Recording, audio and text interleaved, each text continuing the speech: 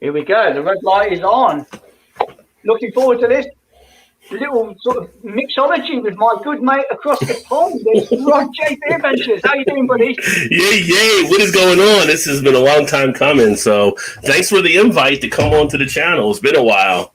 And you're more than welcome, mate. You're more than welcome. Always nice to connect back up with you, mate. We go back quite a while now, don't we, doing all this Yeah, I think we both started around the same time pretty much. So both of us will be going into 6 years, I think, this year. So it'll be the end of this year. 6 years. It's crazy. Yeah, you're one of the first guys that I reached out to. From that side of the pond, and here we are. You know, we're looking up, mate. We've seen some people come and go too. So yeah.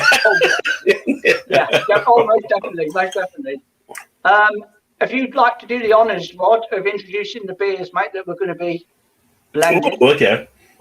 Well, the first one I have here, we'll go with the smaller before the bigger, right? So it's the Westmalle Double. I get that right there. Trappist Ale. Oh, your label's a little bit different there. Neat. Yeah, it's actually done with brand on the double. And then we have the Westmalle Tripel. There you go.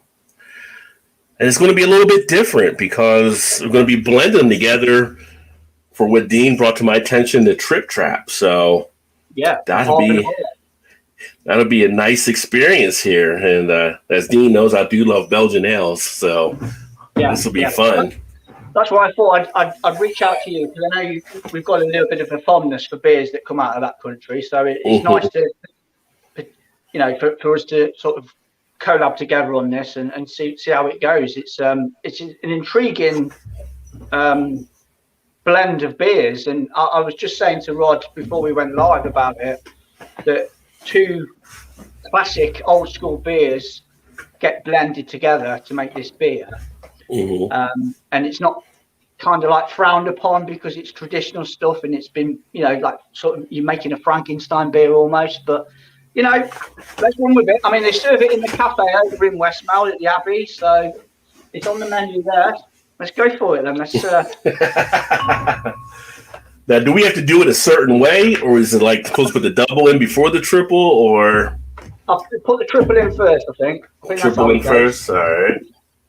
Yeah, 9.5% on the triple and 7% on the double. Yes. We'll get these poured and then I'll just get on with the comments just to see who's in the house. Oh, look at that deliciousness in the glass. Got a little heady because I went down the middle with it. Right down the middle. Let it settle for a bit. Look at that. Okay. I thought I had a Westmalle glass. I was kind of disappointed. I thought for sure I had one, but I didn't, so I grabbed one of my snifter glasses.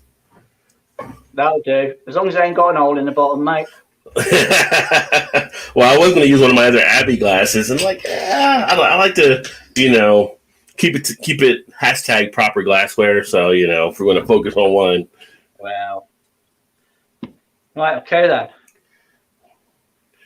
Give it a little darkness there. Interesting. I'm looking forward to this. Well, it's kind of funny because you contrast the pours, because on mine I just went straight down the middle on this one to get like a little bit more of the headiness open up, but you went the side and down the middle, and then you can see the difference. But having a nice head on these beers is great for opening up the aromas and the notes and everything. Yeah, definitely. We've got a reddish hue to it, isn't it still? Yeah, it does. It does have a reddish hue. I get a light behind it. I got some haziness. Can't see through. It's pretty much, when I get a light behind it, it's like a sunset type look that I'm seeing on mine. Yours is a little more dark. You might have got a little bit more of the triple in than I did, maybe. Yeah, maybe. It wasn't because of the head, but yeah, the way I poured it right now, it kind of gives you a nice little sunset. That's what's left in me bottles. Yeah, mine are kind of like this here, so a little bit more left in there, I think. I got a little bit more of the triple and left, and I do the double. So, right, just before we get on to the nose of this beer, I'm just going to get on with the comments quickly, just catch up on it and everything. So we've got Thomas in the house. He says hi. Hello, Thomas. Window Beer Reviews. cheers, Thomas. Wayne's Beer Delivery says hello, Thomas. And then again, he says hello, Dean and Roger. Cheers. Cheers, Wayne. Good to see you again, my friend. And then Thomas saying hello to Wayne. Bullman's Beer Reviews. Evening, Dino. Evening, Rob. You are both well? Yeah, we're doing all right, mate. We're doing all right. Yeah. Jacob. Epic duo right there. Both the beers and reviewers. Cheers, guys. Thank you very much. Thank you. And then Craig, Can Be Reviews. Cheers, guys. Cheers, Craig. Cheers, Craig. And Eric Gilbert. Cheers, fools. Cheers, Gilbert. My man Gilbert. Yeah, if you don't know Wayne, Wayne is one of our guys here in the States. So he's one of the newer beer reviewers as well. So people that don't know Wayne can also check him out too. Right, okay. Aroma. Sweetness, malty. I'll say that from the aroma, the doubles playing a bigger part for me on the nose with that sort of like red fruits, malty. Mm-hmm. I get a little bit of an orange peel sensation in mine.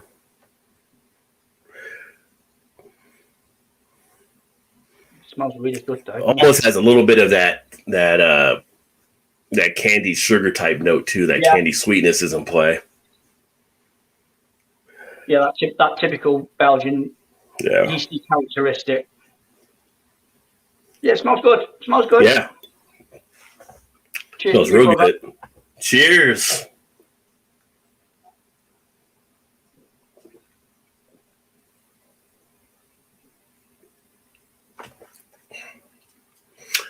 Oh, that's good. That works. That works, doesn't it? Relaxes in the mouth ever so nicely.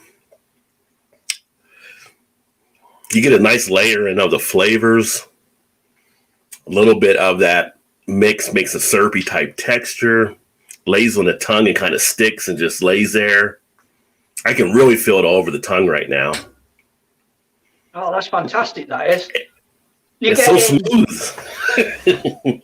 You're literally getting the best of both beers in one glass because you get, for me, that double pushes forward a little bit more, but then you've got that sort of yeasty characteristic from the triple coming into play on the back end for me. Very, very smooth. Get some of the breadiness appeal as well.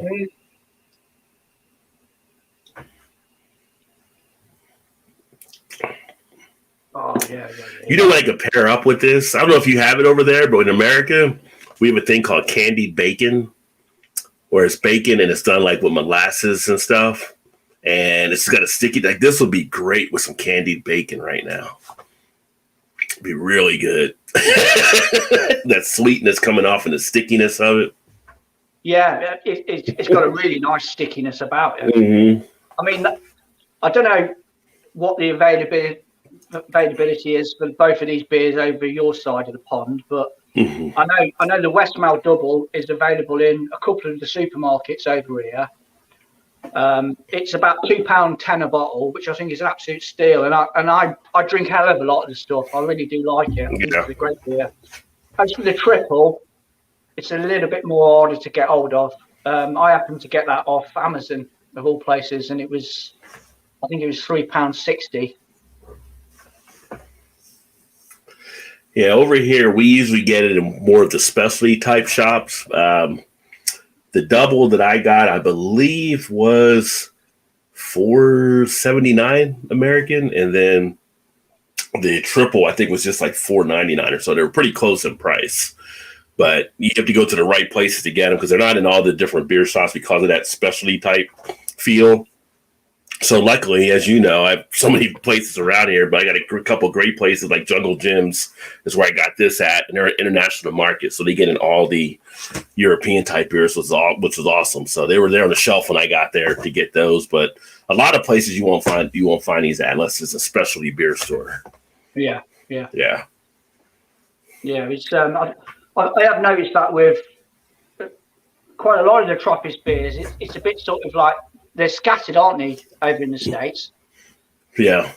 Yeah, I mean, it's depends where you're at and what state and what their beer scene is like to be able to get these. Like here, like I said, because of where I have, like, say, a Jungle Gym, a couple other specialty beer stores, easier for me to get. But if you were like somewhere in, I don't know, the Dakotas or Mississippi or some of these other states, you wouldn't be able to get a lot of this because it's just not available there. There's not enough people to drink this type of beer there. Yeah, I get you. Yeah, and then you have a lot of the macro drinkers in some of those states as well. So it's kind of like they don't tend to always jump off from the macros if they're a true core macro drinker. Like here, where I'm at, even probably 50% of the people where I'm at in Kentucky will drink like Bud, Pabst, Miller, all of them, which are all fine beers, but it's great for me because these stores that get these in and say, we got to get rid of it. Nobody's buying it, so we'll start discounting it. And I get all these great deals. I get the Rod J deal, as we know. So the Rod J deal, yeah. We know all about that, mate. So I was expecting you to say, yeah, I picked both of these beers up and they were a buck apiece. You know, it's funny. Sometimes it does happen. I'll tell you, I had one time where Todd, that joins me on the Thursday night shows that I do, Todd actually came up one time for the Beer Fest a couple of years ago. I took him to one of my places. We ended up getting like the big bottles of the Golden Drop, like what's it, like the Magnum size or whatever. It's like $5.99 a bottle. He couldn't believe it. I'm like, these are things that come through my area here where I can get stuff like that. That is a crazy price. But it is a crazy price. Yeah, it's like the same place I was getting some of the Avery beers for like $4.99 a bottle, which are usually $13.99 in a lot of places. They have Prairie Dog that would be discounted because there's just they have to move the beers off the shelves, and it's not. So it's great. I love because the people that run them are people that love craft beer. They try to get other people to drink it, but when they don't, I'm there to pick them up. I got you. I'm going to get it. Go throw it in the cart. I'll take it. Yeah. You take full advantage of that, don't you? You take full advantage of it. You know what? If people turn their nose up to them sort of beers. Mm-hmm. You just swoop in and take them, and you know, at a discounted price. Yeah. Winner there. The thing is, I mean, beer is such an learning experience. A lot of people just haven't been as involved in a lot of stuff. Like I've had people that were macro drinkers and we'll do like a company outing when we did have outings before COVID, right? So, and I'll be like, well, he's like, what kind of beer should I drink here if I like this? And let me try this. And I've given people like Chimay, and they're like, what is this? And it's like, and they get the little Chimay glass, and they feel all important because they got the Chimay, you know, glass in their hand, walking around the bar. It's like, there's all different types of things out there that you can be enjoying besides just your regular macro. It's like, if you like it, that's fine. It's just, you know, experiment, because right now is one of the best times ever to be a beer drinker, I think. Oh, no. All the different flavors. Even in this country, we are so spoiled for choice. Yeah. Whether it's at a supermarket level or bottle shop brewery level, we've got so much of a choice now. It's exciting. It really is exciting. It's a great time to be playing around with beers and trying new things coming onto the scene. It's great. Yeah. I mean, yeah, I like a lot of people out there. I was macro lager drinker for years and years, and I was quite happy doing that. But to actually step over the line and experiment and start being curious about looking at new beers on shelves and seeing labels you hadn't seen before, and picking it up and trying and enjoying it, right. And then you just move on, don't you? You know, I mean, I think for me it was drinking run-of-the-mill UK lagers and then experimenting with foreign lagers. Mm-hmm. And then you move on to the IPAs, you know, and so on. And I haven't looked back, you know. You want to say, well, what's your favorite beer? I don't know, maybe the next one, because I keep going. I never. That's it, right. But I am really enjoying this mix. It's fantastic. It really does work. I think the balance is perfect. That nice smooth aftertaste too. It is, yeah, very, very smooth. And like you say, it's got that almost malty stickiness about it. Mm-hmm. Breadiness, fruit, and a good sweetness, but it's not over sweet. It's just like the right amount of sweetness in there. It's spot on with the sweetness. But that's probably the triple coming into play. Right, just get on with the comments again, Rod. So Jack Reed, looking forward to this one, Dean and Rod. I'm doing Belgium this evening too with the brewery Van Steenberg beer from Lidl. Van Steenberg is solid, aren't they? Yeah, solid. Oh, they're Brownie Van Steinberg. I love their beers. Yeah. I need to do some more of their beers. Geordie K, how's it going, guys? Happy Saturday. I'm drinking Kingfisher. Hello, Geordie. Cheers. Kingfisher is pretty good. With a good curry, Kingfisher is pretty good. Yeah, one of our Indian restaurants that we have here once in a while, Kingfisher, they have there. So we haven't been there for a while with everything, but they have like the little Mediterranean or Indian food type buffet, and they have like a Kingfisher once in a while to go with it. You're right. It goes well, especially like with Indian food, but like the curry, it's just nice pairing of it. Yeah, it doesn't get in the way of the meal, does it? It complements it. It's just a nice throwback beer. Yeah. Nice and then he goes on to say, Dean, have you tried Pabst Blue Ribbon? I'm from Scotland. We used to get it in supermarkets, then it disappeared. I can still get it, but have to have it import offline. Yeah, I managed to get the American brewed version of it when it first came over here. I think Beers of Europe was stocking it for a while in a 355ml can. But I don't think it was the freshest of beers. I think I actually reviewed it with Peter, the Clueless Drinker.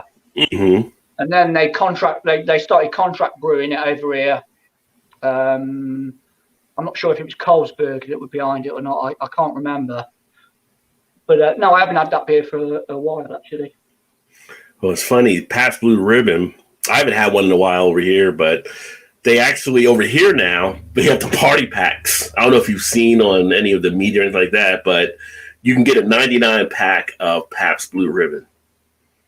It's a long carton, 99 cans. Yeah, I've seen that in a couple stores there too. And they give you like 3 different types of Pabst Blue Ribbon in it, but it's a long box. It's pretty big, and it's just like that's way too much Pabst for a party. I feel like you're asking for trouble. We put 99 cans of Pabst Blue Ribbon out. Just hope there's a toilet nearby, that's all, isn't it?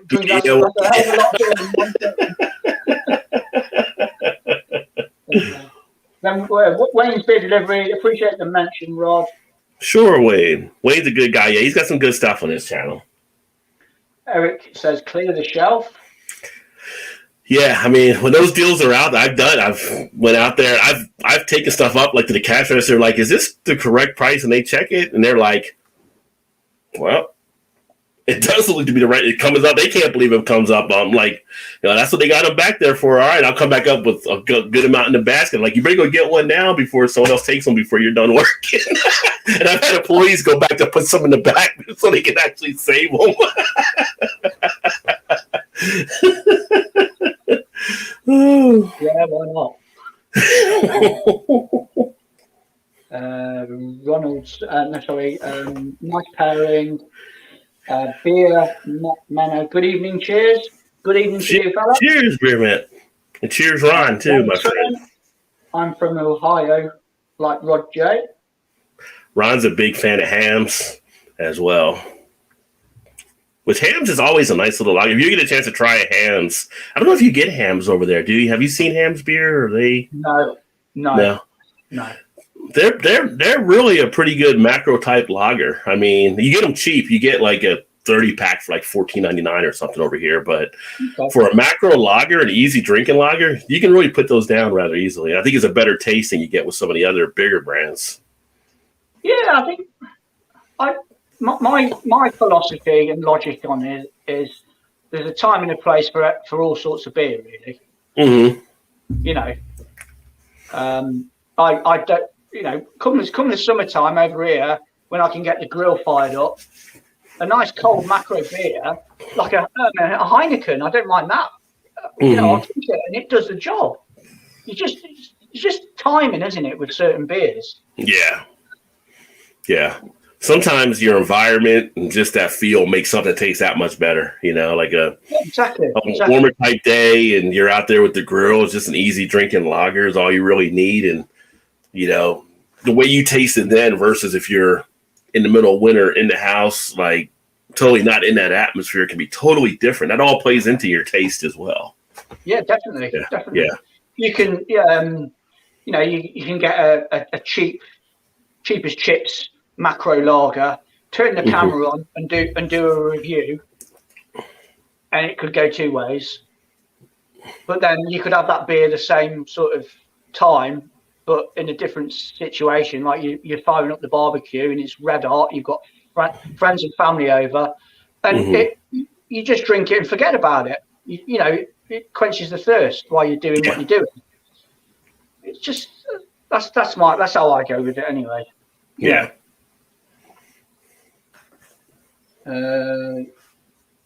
Beer Mano. I'm drinking a North Sea IPA from Yopan. I think they're Dutch, aren't they? Huh. Name rings a bell. And then James Snell. I'm drinking Carlsberg Sour. Is Carlsberg Sour a flavor, or was he saying Carlsberg sorry?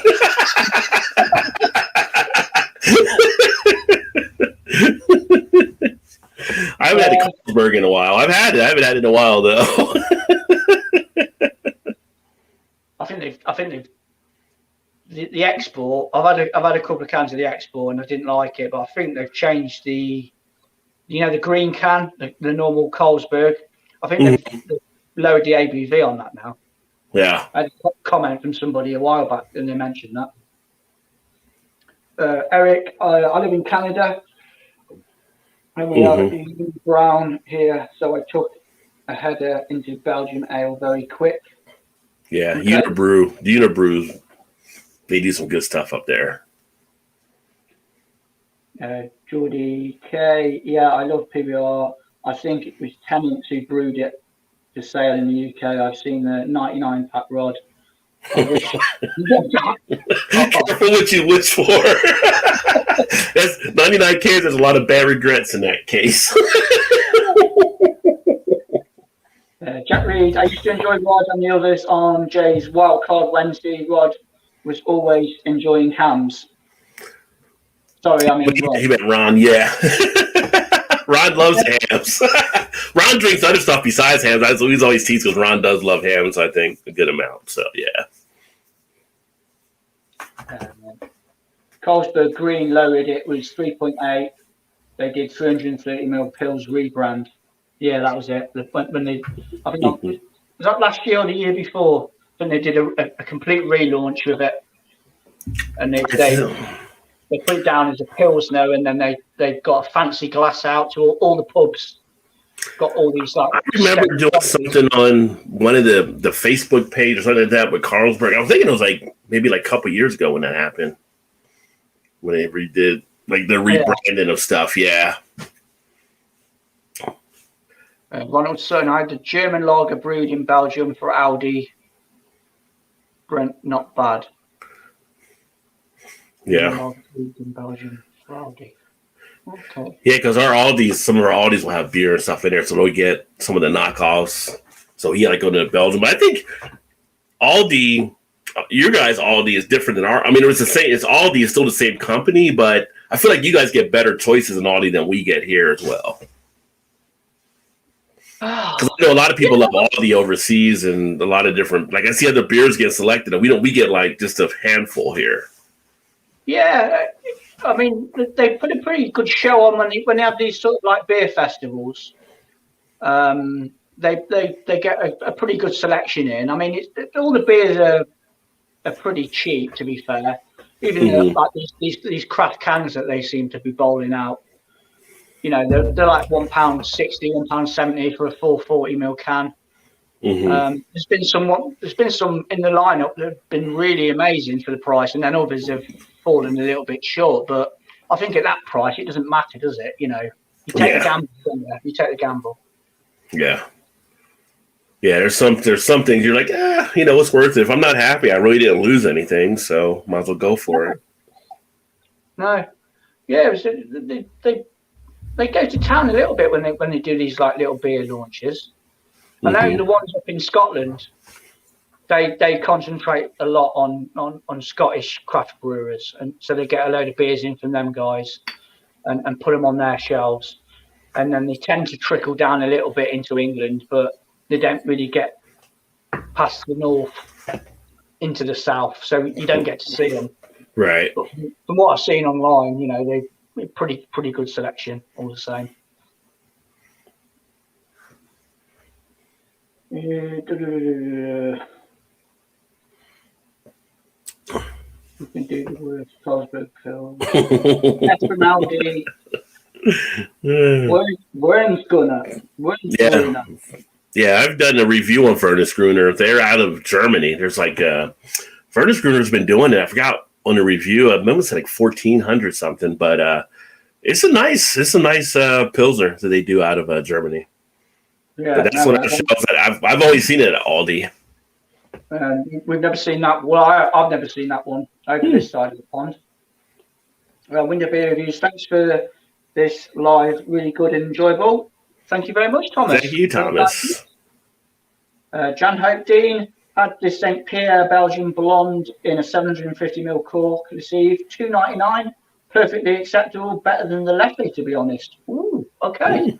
So we're in the same sort of ballpark, aren't we, at $2.99? Because I think the Leffy is about £3 for a 750. Interesting. I haven't come across that one yet. Yeah, Leffy's pretty much a supermarket beer for us here. Like all the supermarkets tend to have that as well. Yeah, you can get little 4-packs of the blonde and the Brewing, and then you can get the 750 bottles, the blonde and the Brewing for like £3. Yeah, it's not a bad beer. Again, it's for the volume of beer you get in for the price. I don't think it's too bad, to be honest. Yeah. I would say the cool thing about the Westmalle bottle we didn't mention earlier that I like, at least on mine, it has the bottling date and the best before date. Because I'm always big about breweries having dates on their stuff. So I like that they give you both of them. Yeah, we've got that on mine as well, on both. Yeah. Yeah. It's like when I see a brewery doesn't have a date on there, it's like, I don't know. I feel like every brewery should have a date on there now at this point. It's kind of like that's best for the consumer to know so they know what they're getting. So, yeah, I always thought it was a legal requirement to have that information on. I mean, is it the ABV for you guys as well, where you don't have to declare that? Or we have some breweries that don't put an ABV on there, which is crazy to me. Because I've seen some breweries that have had like a bigger ABV type beer, but the ABV is not listed on there.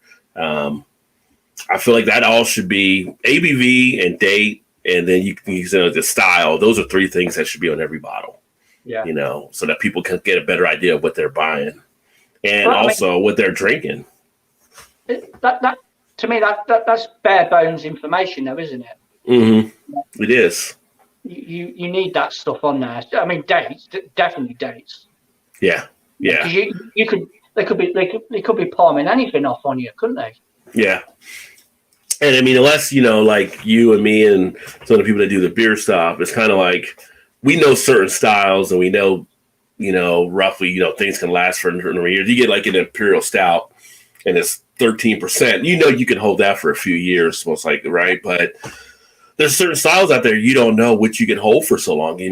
People are like, they get a beer, they don't know what the date or thing may be, and then it's like it gets up coming out, they drink it, and they're like, well, this tastes like crap or whatever, and they don't want to drink it anymore, or they go back to maybe they were drinking macro or something else, and it's like that's because they were given a bad product. Like if they were given the product where it was supposed to be given and they had a better idea, it'd be more acceptable, for them. Because there are people that get like, we had a thing one time with Eric on the show. He got a 6-year-old Brooklyn beer from a store he bought.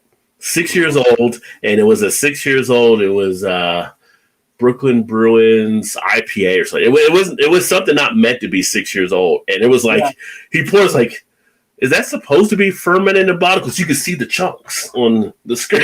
He's like, so he tried it. He's like, oh, this is not good. Like, but he looked at the date. It was 6 years old in this store. So the store was selling a 6-year-old product. And over here, stores are supposed to turn stuff, and the sales reps, when they come in, they're supposed to check to see about old stuff to get it off the shelves and things like that. And so most of them do, but there are some that just don't care about it enough. And it's kind of like you get stuck with something.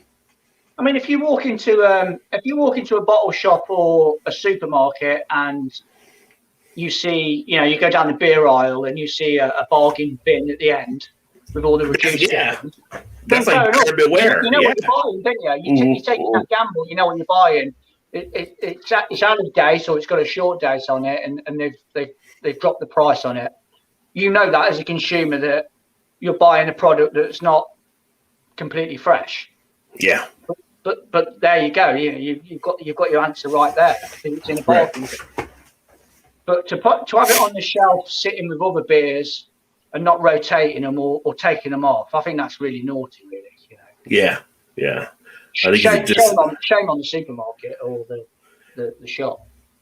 Yeah, it's definitely a disservice to the consumer as well. And I think for some of the stores, it can make the stores look bad because then people may not want to shop at that store again because they can't trust, things like the stores I buy at. I get to know the people working there. I kind of, you build a relationship if you're going there enough. And stores that are questionable, like I had a store that I asked them before when I bought a beer if it was an old beer, if it was the new beer, and they said it was a new. I was like, "Are you sure?" They said, "Yeah." So then it was the old, and they wanted to argue with me because they didn't want to refund the money back to me for buying it. And I asked them like 3 times, "Is this the right one that I want to get?" Because you couldn't see the date because the date was inside the package.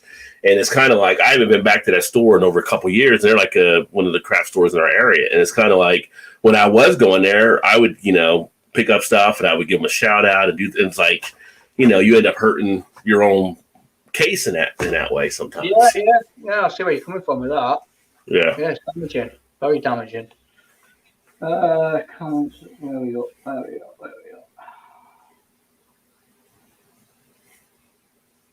I don't know if they're still there, but Tesco's was selling the UK brewed PBR Carlsberg brew, Brooklyn Lager, which is very good, I think.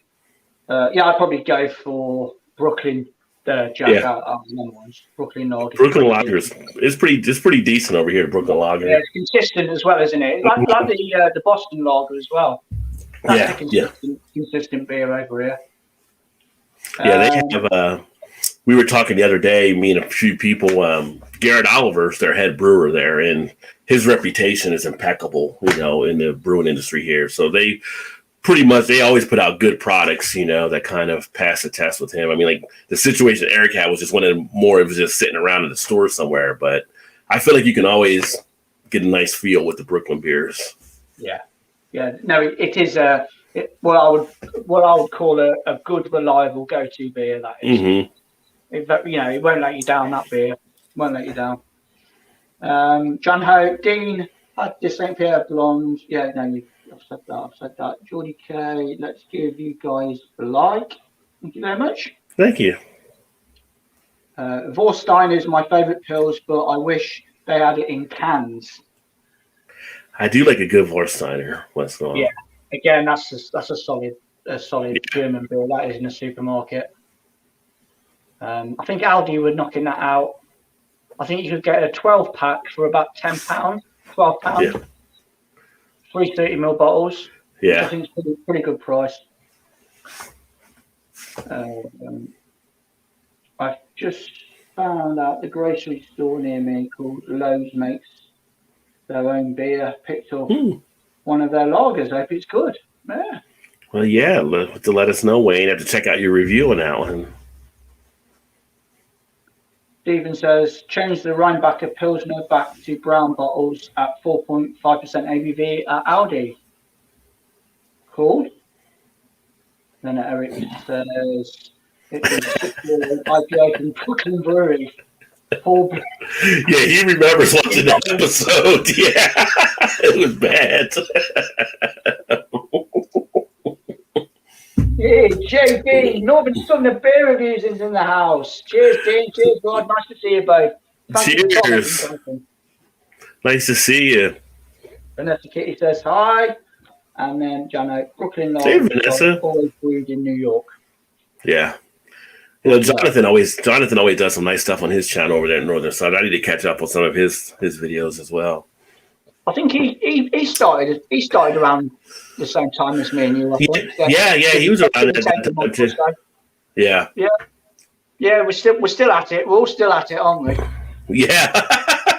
It's just funny though, because I mean, like I said, when we came in, there were other people that were in, ahead of us on stuff, and some of those people stopped doing stuff, and then other people were here longer than us that are still doing it. But we see new people come in and go in the same time frame that we kept going. So it's like, it's not easy to, I think sometimes with some of the beer reviews and kind of doing that stuff, I've seen some people get into it. I think that it might have been a little bit easier than what they thought it would actually work, because you do have to put, you put time in and it comes through in how you're presenting your channel. It's kind of like, you can't really, you fake it. And for me, it's been great because I've been able to immerse myself with different breweries and have different contacts and learn different things. And, you put the work in and it does definitely pay off. And it's a nice experience. We say it's a hobby, but, the hobby has definitely been a fun one to have. And it's funny, like you go places and sometimes you get recognized or somebody just says something and it's like,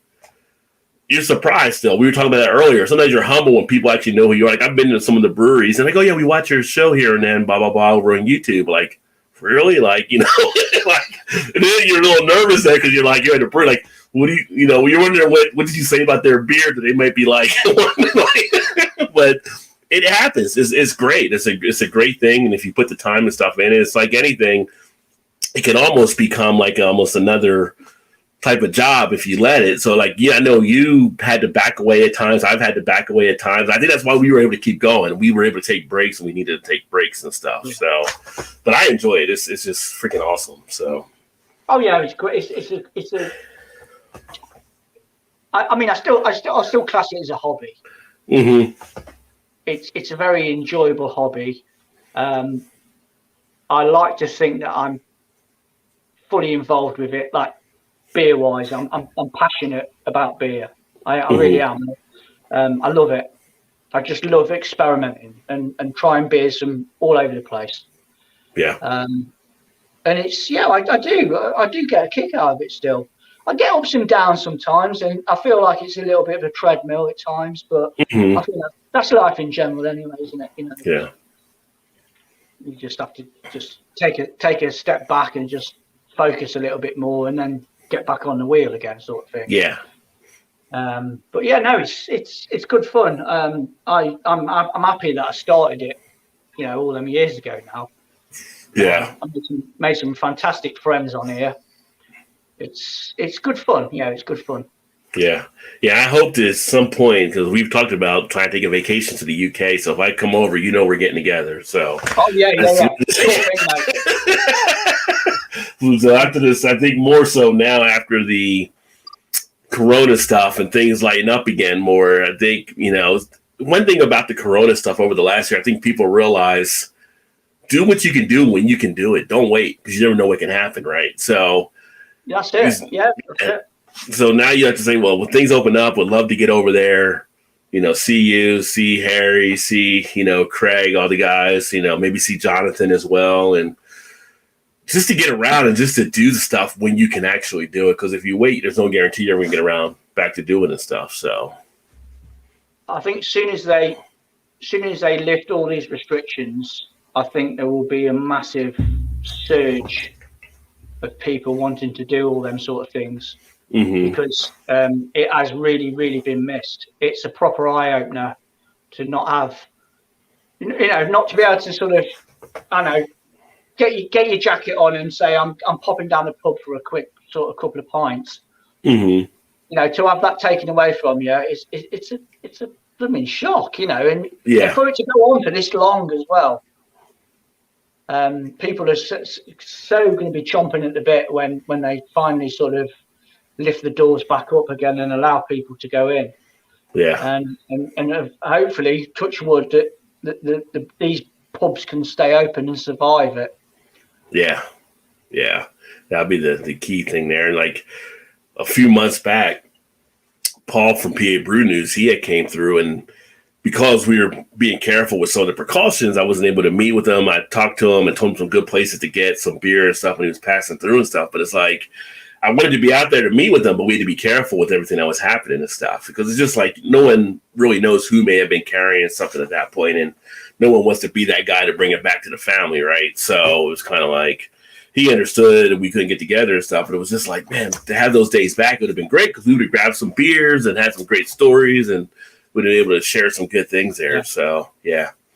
I mean, hopefully, as for society in general, it will be an eye-opener and make people realise not to take things for granted. Mm-hmm. You know, and just expect things to be there when you want them and when you need them. Yeah. So I think people will appreciate it a hell of a lot more when they go back into, shall we say, normal life. Yeah.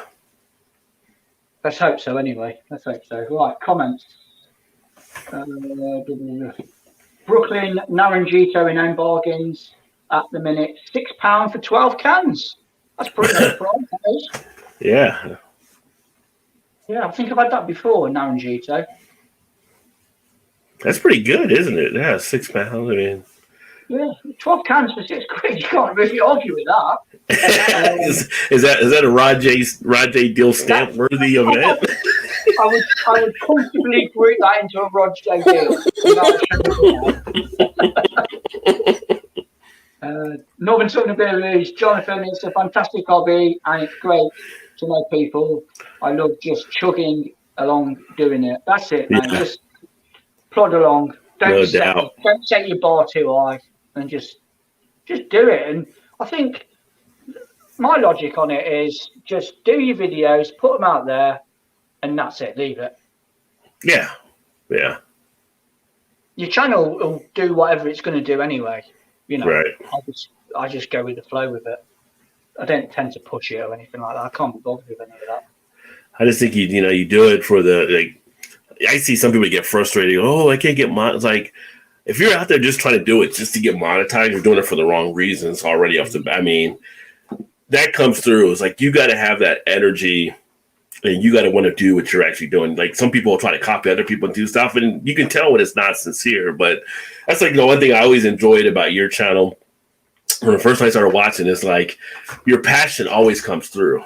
And that's why I told you, like, years ago, I was like, if we ever play poker together, I know how to read you because you don't. Yeah.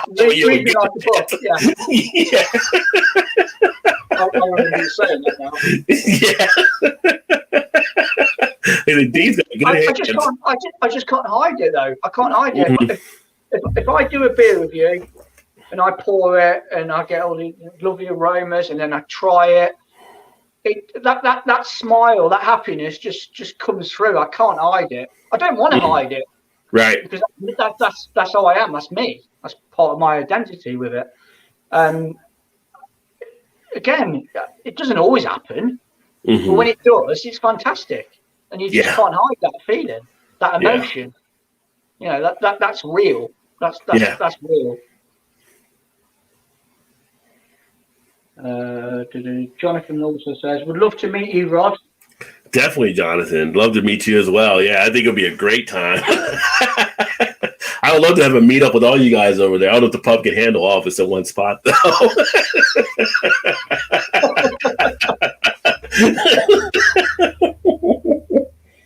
John, it's abhorrent illegal, surely it's an affront at the very least.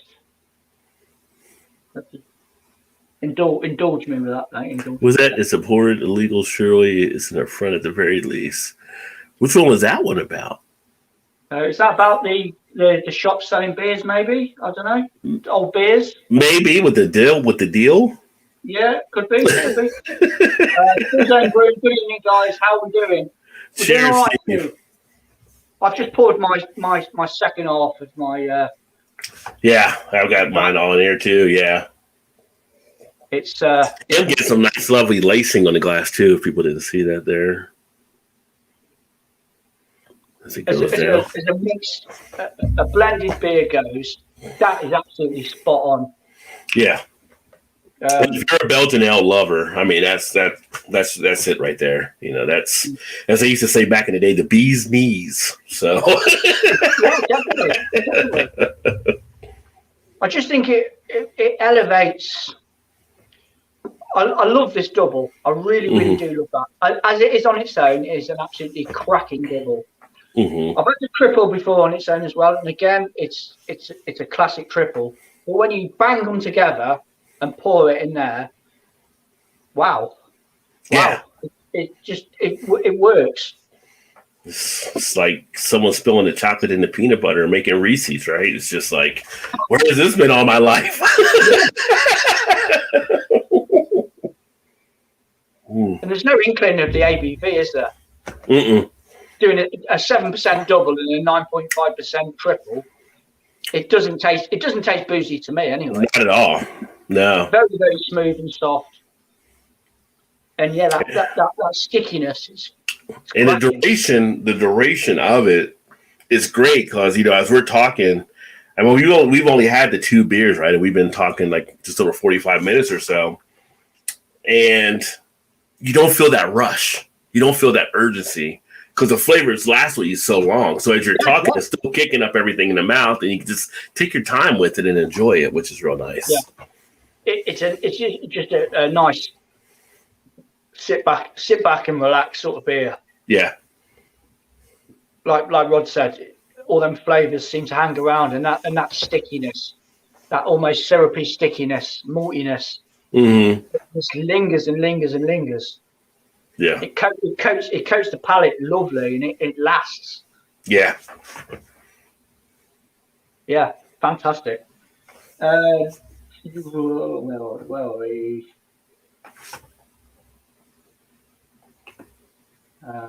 Jamo, Dean, old mate. Rod seems a sound blow. Take him to Daya. Pillowy soft resin bomb IPAs. Oh yeah. Rod would like a trip to Daya, brilliant. Yeah. They are the cream of the crop at the moment in the UK circle. They're knocking out some absolutely belting beers at the moment. Oh, nice. Can Beer Reviews definitely a Rod J beer.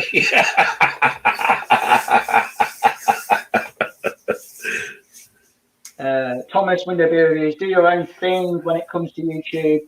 All that matters is that you have fun. Exactly that. Indeed. I've always said there is a beer reviewer for everybody, and there is. You know, we've got so much variation nowadays, and you've got a lot of new people dipping their toes into the water and trying it. And fair play to them. Fair play. I hope the longevity lasts with it as well, and it's not like a fad.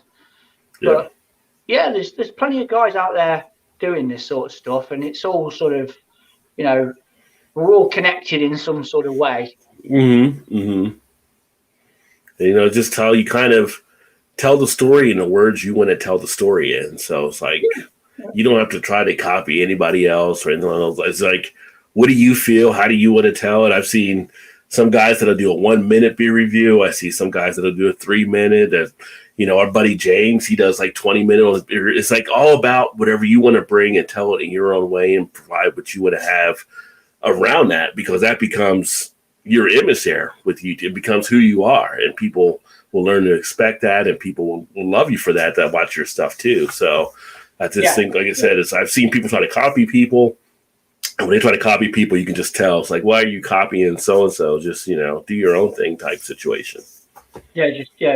You've got to go into that your own groove, haven't you?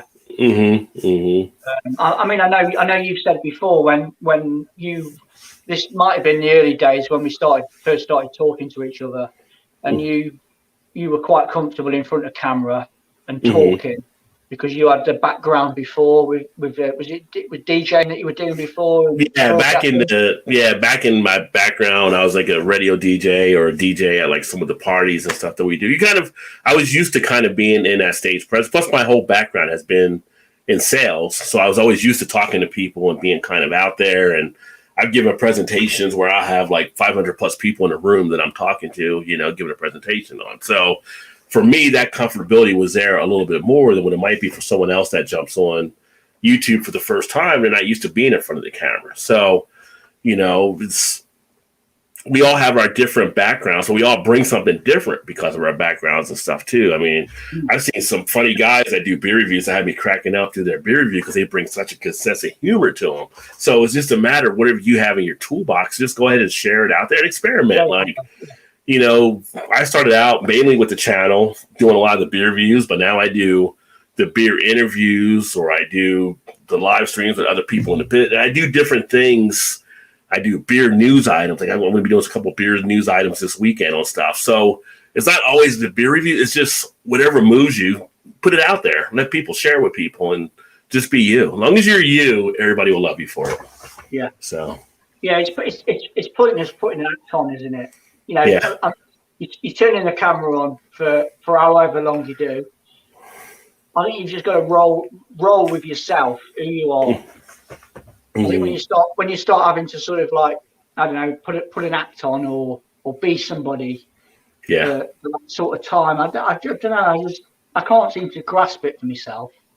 Yeah. Difficult. I think that's what ends up coming through fake sometimes. You know, the thing that I try to do on my channel as well is the interaction. You know, I'll have times with different videos or different things I'll post, like on the community tab, and, you know, what do you want to see? How can I best do things here? What are you looking for? Like, I always ask people, you know, if there's other beers you want me to try, let me know so I can try to find those as well. Or what else stuff do you want to talk about? And you have to make it, people forget sometimes, like YouTube is still social media, which means it's still interactive. Like I've seen some people do streams and they never answer the comments. And then it's like, well, you're defeating the purpose of doing a live stream, because that's when you want to interact with everybody, right? Yeah. You want to be able to do that. And they're like, well, nobody watches my live streams. Well, you never talk to anybody when they watch. So why would they watch it? You know, it's just, you got to be conscious about all the different stuff that you're doing. And talking to comments, we'll go back to segue. When beer delivery, 2020 has taught me to appreciate every day for sure. Yeah, exactly. Life's too short anyway. You know, without a pandemic or not, life is too short. And grab it by the horns, really, and just and go for the ride. Because soon, you know, time waits for no man. No. I mean, tell people, you know, two things undefeated: Mother Nature and Father Time. So do what you can.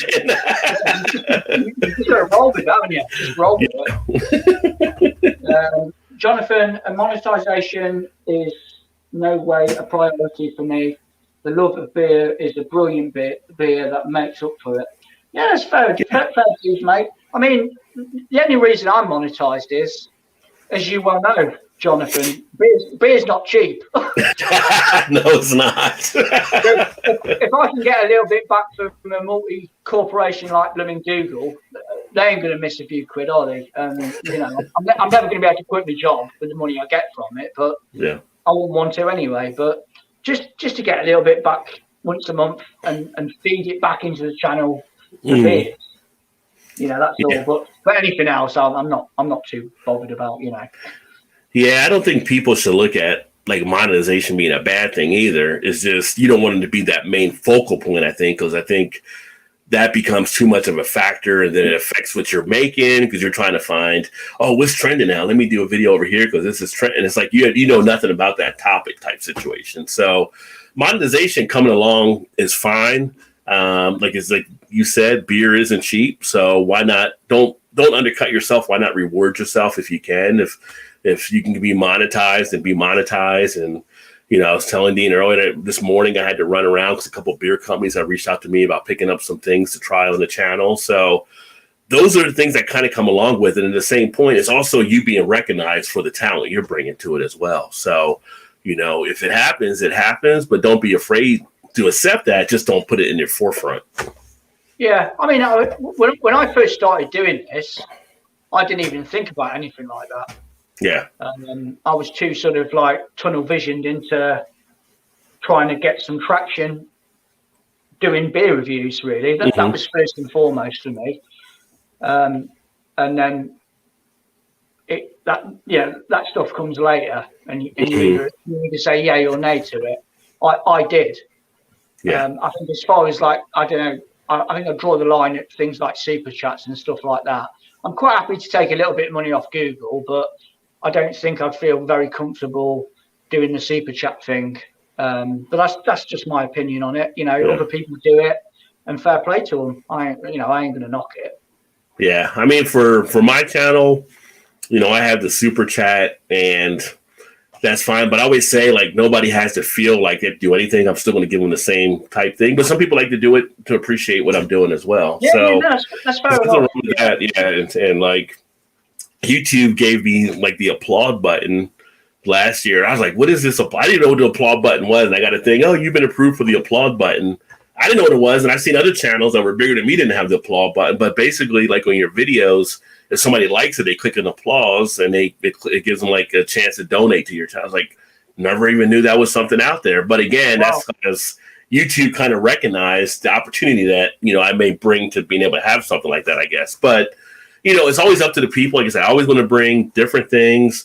On my channel, you can get memberships where you can be a member to the channel and stuff, and I'll do other stuff outside there as well. Like if you've got like, a YouTube channel, try and do a shout out or things like that. But at the same point, I'm still going to give a shout out. It's like when I was talking to my friend Wayne here. I mean, I'll call out Wayne as having a great channel. It doesn't feel like you're obligated to do anything. That's the whole thing. Like if you want to, that's fine. Like you said, it goes back into the beer fund.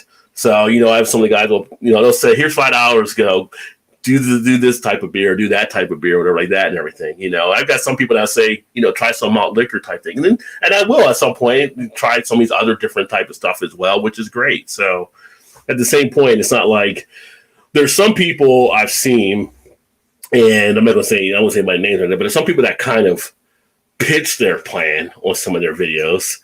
And I'm like, that's not me. Like, I'm not going to sit there and pitch, well, if you do blah, blah, blah, you get this. Like, kind of like an infomercial. Well, at this level, we'll give you this. But at this level, you get that. But you also get this. If you go one more level higher, you get all included, blah, blah, blah. And we'll send you a set of 2. Like, I don't do stuff like that. I think that's over the top. But there are some people that do that for their channels. So.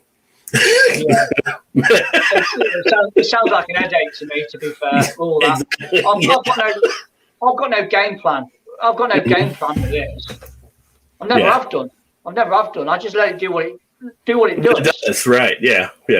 Like I said, like you said, Google. I've had companies that reached out to provide stuff as well, and then that's fine. And reach out and provide something, take a look at it, and be more than happy to talk about it. And as I tell them, I'll give it a fair look and all that kind of stuff. And I've got a brewery coming on Monday night that I'm going to be doing an interview with, and they sent me a couple of beers to actually try and it's like, I told them, you don't have to send me anything. I'm just happy you're coming on the channel so we can talk about your beer. But they wanted to send something as well. So if things happen. Yeah.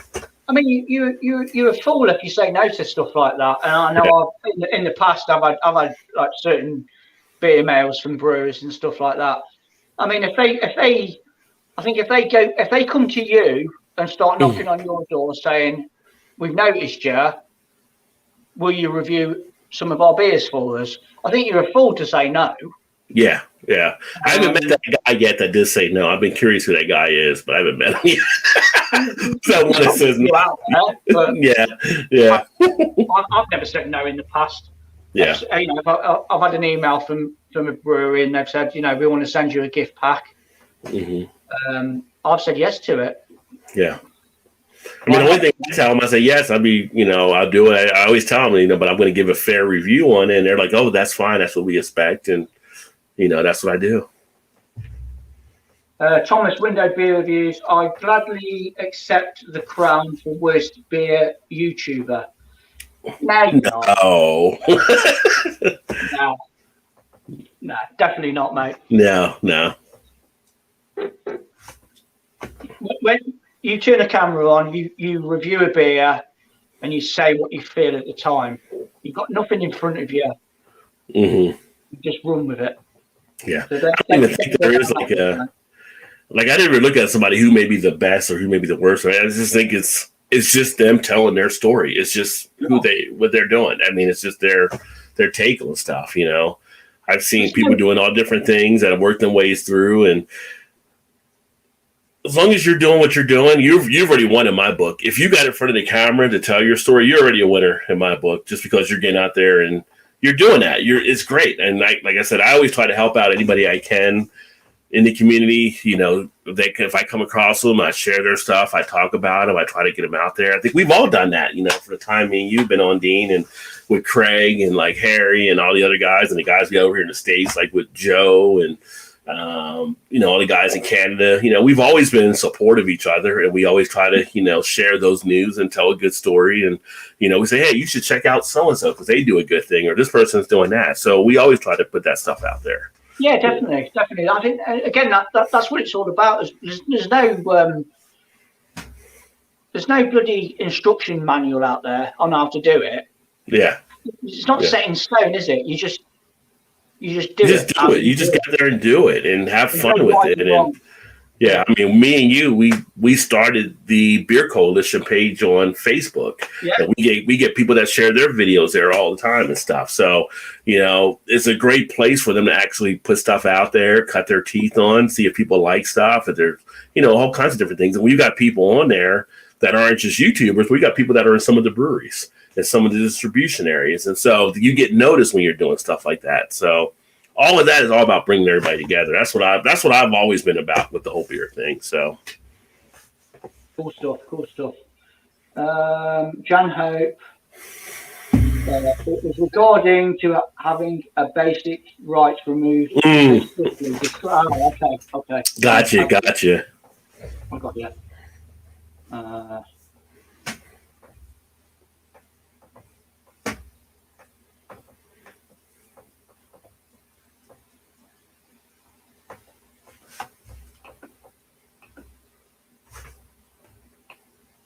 I do apologise to you lot out there that are actually watching at the moment, because what I'm doing is I'm streaming off my phone, but I'm using my laptop for the comments. So I do apologise, because it's a bit of a go slow sort of device at the moment.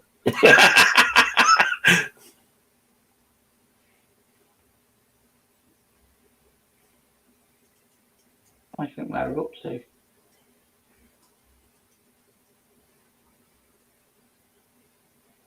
Thomas, you're a great bloke and you're a great reviewer. That's from Jonathan. I'll second that. Yeah, definitely. Steve's Brewing channel, Dean. I'm so jealous you had the Steve Austin beer. I was very lucky to get that, but that's down to my good mate Scott. Yeah. So what did you? I haven't actually picked that beer up. We get it here all the time. I see it all the time. I just haven't gotten it yet. What did you think of it? Did you like it? I didn't get a chance to watch your review yet. Yeah, no, it was lovely. Yeah, lovely. Yeah, it was great to have the pleasure of trying it, I guess, because it's not a beer I'm never going to be able to get hold of. Is it hard to get a hold of over there then? Like nobody's really no as much. That was all down to Shark Brewing that sent a batch of the beers over, and then Scott kindly distributed them to a few other guys to try out. So it was a good beer. Good. Travel and Brews, Westmalle amazing beer. Never tried the mix-up you guys are doing. It definitely should. Give it a go. I don't think you're going to be disappointed. If you like the double and you like the triple, bang them together, and it brings this lovely drinking experience. It really does.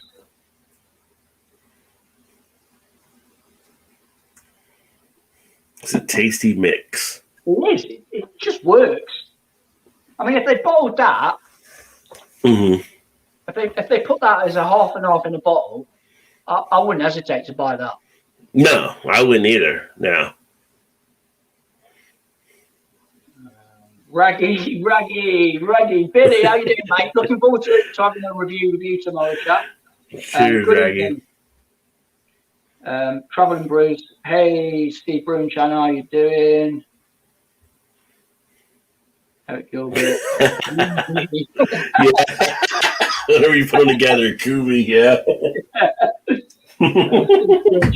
Good evening, Travel Man. How you doing? Loads of surprises still about lol. Traveling Brews, mate. I thought I'd be out, but still going everywhere else. Drink. Haha. Love the US UK connection. Awesome guys. Well, thanks, Rick. Raggy is awesome. I catch Raggy's videos, and actually, I found Raggy because of Paul.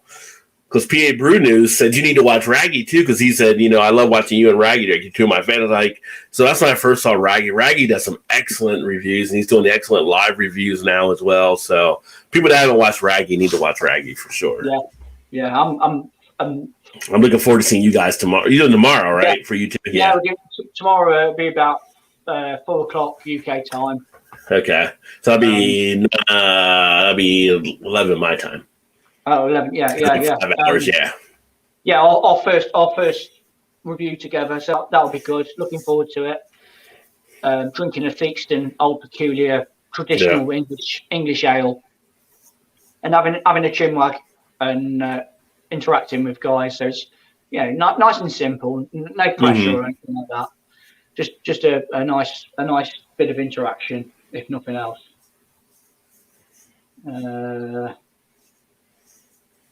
Good man, Lol. Carry on, dude. And then, hey, Ragster. Hey, lads. Here, Brew News. Cheers, my good gents. Cheers, Paul. Cheers, legend Raggy. I tell you what, Craig hit the nail on the head on, I forget what screen he was on now, where he said he's a breath of fresh air. And he is a breath of fresh air to this beer reviewing community. This side of the pond, anyway. Where he's just laid back, goes with the flow. Yeah. And you can see in his reviews, he's just chilled out. No pressure. Yeah. And it's good. It's refreshing to see. Yeah. Well, both Raggy and Craig are both out. I mean, Craig is so funny. He's always laid back. He's always, Craig is like, he talks about, but he's like, Craig has like a low-key type appeal to how he does it, or anything like that. It comes through well when he tells the story around the beer and he does the beer review. And Craig's been doing it as long as we have as well. And it's just like, watching his reviews, you're kind of pulled in to him telling the story. He's like, oh, I don't know. I guess he just like, which way are we going here? And he's always great about doing this stuff. So I always like having Craig on stuff as well. We talk about the different beers, and he's, you guys like my beer brothers, so it's great. So just seeing everything that takes place here. Yeah, with the beauty of it as well, isn't it? We've got a little bit of history now between us all, because we go back sort of 5 or 6 years. Yeah. So we've got that sort of benchmark, where we've done things in the past before. Yeah. I mean, I've had the pleasure of meeting Craig a couple of times at bottle shares and stuff like that, out and about. And you don't forget things like that. They stay in your mind forever. I mean, I remember our first live review that we did 5 years ago. It was me, you, Eric, and it might have been Craig actually, or Harry. Yeah. I was battered. I was completely battered. I think Eric, I was falling asleep. And Eric's he's falling asleep in the chair.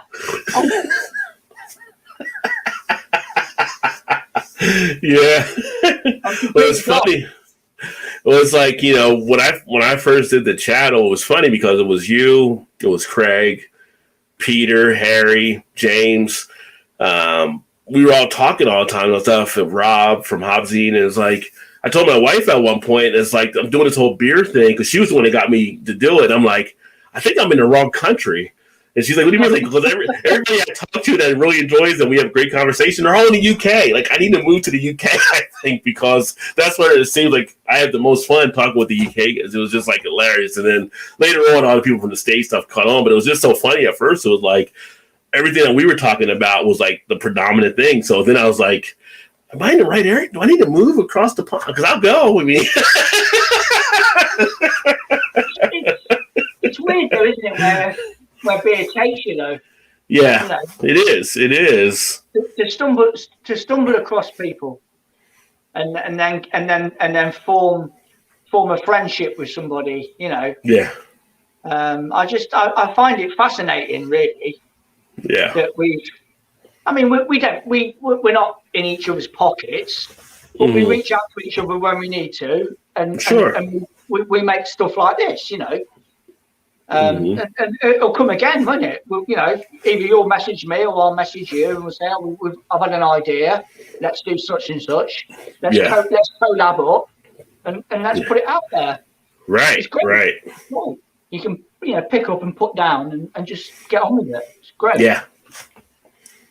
That's the fun of the beer community for sure. It's just, you never know where it's going to take you, but you make these great relationships that you meet people, and then when you meet them in real life, you felt like you've known them for so long already. It's almost like, and it's your first time actually meeting them physically, but it's almost like, like I've known you for all these years. Like, you know, it's weird. It's different. It's, you know, I remember like when people would say, oh, you don't always spend time on the internet because you're just making fake friends. Like, no, you make real relationships talking to people this way as well as if you were actually meeting them in person. So, yeah.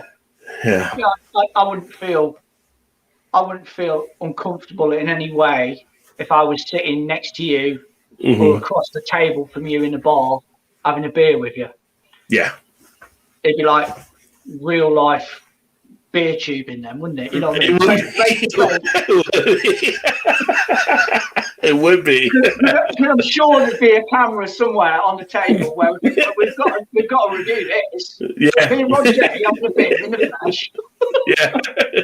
And even not just with us, but like I have friends here in the States that they go to these beer festivals, but they'll get like an Airbnb, which they'll stay with other people that they've known through the internet, never met before or whatever. And you have like 10 people all staying in the same place. Like, but they feel so comfortable because they've known each other for all the years. They still feel safe. So it's just like, you know, because in today's society, you never know what could happen. It could be, but it's just like, I don't know, in the beer community, it's like you get to really know some people, I think, to a different type of level sometimes. That you have that comfortability there and everything. So, which is awesome. I mean, that's the whole fun of the aspect of it. Yeah, definitely. I don't know, you just feel comfortable, and you build a picture up of what. I mean, I'm guessing that you're the same guy now as you would be if I was sitting across a table with you. Or propped up at a bar, we'd be having exactly the same sort of conversations. Yeah. Except we'll be next to each other at a bar. Yeah. Yeah. It's like when I mean, I'm sure it's kind of like when you got together with Craig and Harry and them for the first, like when I had Joe from the Beer Patrol and Eric come down and Todd, we only together for the first time. We were at some of these breweries. I'm sure people looked at us like we knew each other like since we were in grade school together or something, but we only knew each other for a year. But it was just that camaraderie at such a high level already that when we were together, it was just like everything kind of melded. It just melded. It's different. It's weird. It's, you know, it's fun. It's kind of exciting and stuff, but it's just like you just connect so well over stuff. So. And it's all down to this beautiful liquid, isn't it? It is. It is. the liquid connection. Oops, sorry, Raggy man. How's you well cooking yet? Thomas says, I hate the sound of my own voice. Can't watch my reviews. Can't even edit them. That's all right. I mean, you don't have to. I'm the same, to be honest. I don't like playing back stuff that I've done. But no, I wouldn't worry about anything like that. Well, here's what. That's just you being paranoid, and I think everybody's like that a little bit with their own content. They're never quite happy with what they put out, but they still publish it. Yeah. So just keep doing what you're doing, Thomas. Seriously, man. I can tell you from someone being on the radio and being with other people on the radio, not one person that ever was on the radio liked their voice. Everybody hated their voice when they came through because we never hear what we think we're hearing in our head is totally different. So it was kind of like we're kind of muzzled on what we hear to what actually other people hear. So I would just say don't even get caught up on that because everybody hates their own voice. Yeah, it's just a natural sort of reaction, isn't it? Yeah, it is. It's very natural. And Negan says, just subbed, Rod. Well, thank you, Negan. Appreciate it. Cheers. Wayne's Beer Delivery. Hope everyone is having an awesome weekend and enjoying great brew. Definitely. It's all going to plan at the moment. Yeah, it's all going to plan at the moment. Even more so for Rod, because he's got what is it now? 3 o'clock over there. Over here, it's like 3:15, and so and later on, I go to sleep. I got the rest of the day. I got to go grill some steaks and vegetables later. So I might shoot a video from when I'm grilling later on, but it's kind of like I'm trying to pace myself through the course of the day.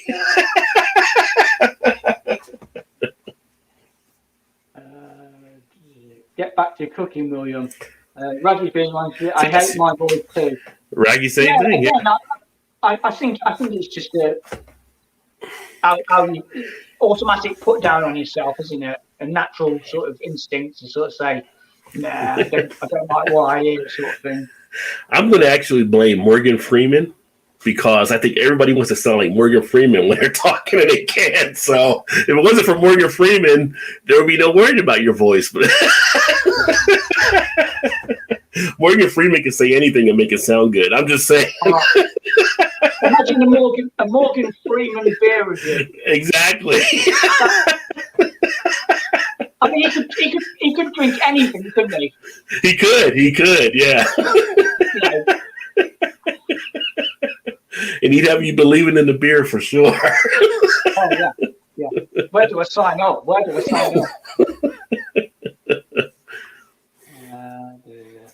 Wayne's Beer Delivery, Winterberry Views, Thomas. You have a great reviews. I feel the same, but I've learned how to have fun with it. That's it. Exactly. That's the attitude right there. It's pointless. It's pointless puffing your chest out and just saying a load of bullshit. Yeah. Just be yourself. You make a mistake, you make a mistake.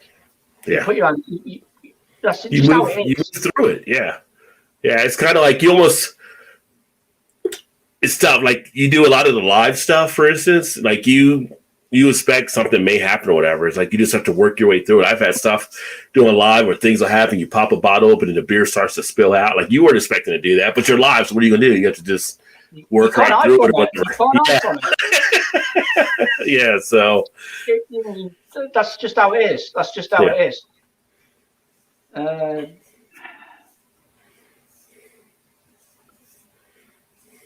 What are you all drinking, Negan? Yeah. So we did a mix of the Westmalle Double and Triple. Westmalle. Yeah. Double and Triple. Yeah. A cracking combo one. The TripTrap, as it's called, right? The TripTrap, yeah, or half and half. Trouble and Brews, just up to you, BeerVentures, and didn't realise you were already stuck to me. Well, thanks, Trouble and Brews. Better late than never. Yeah. And then Tom says, cheers to Wayne's beer.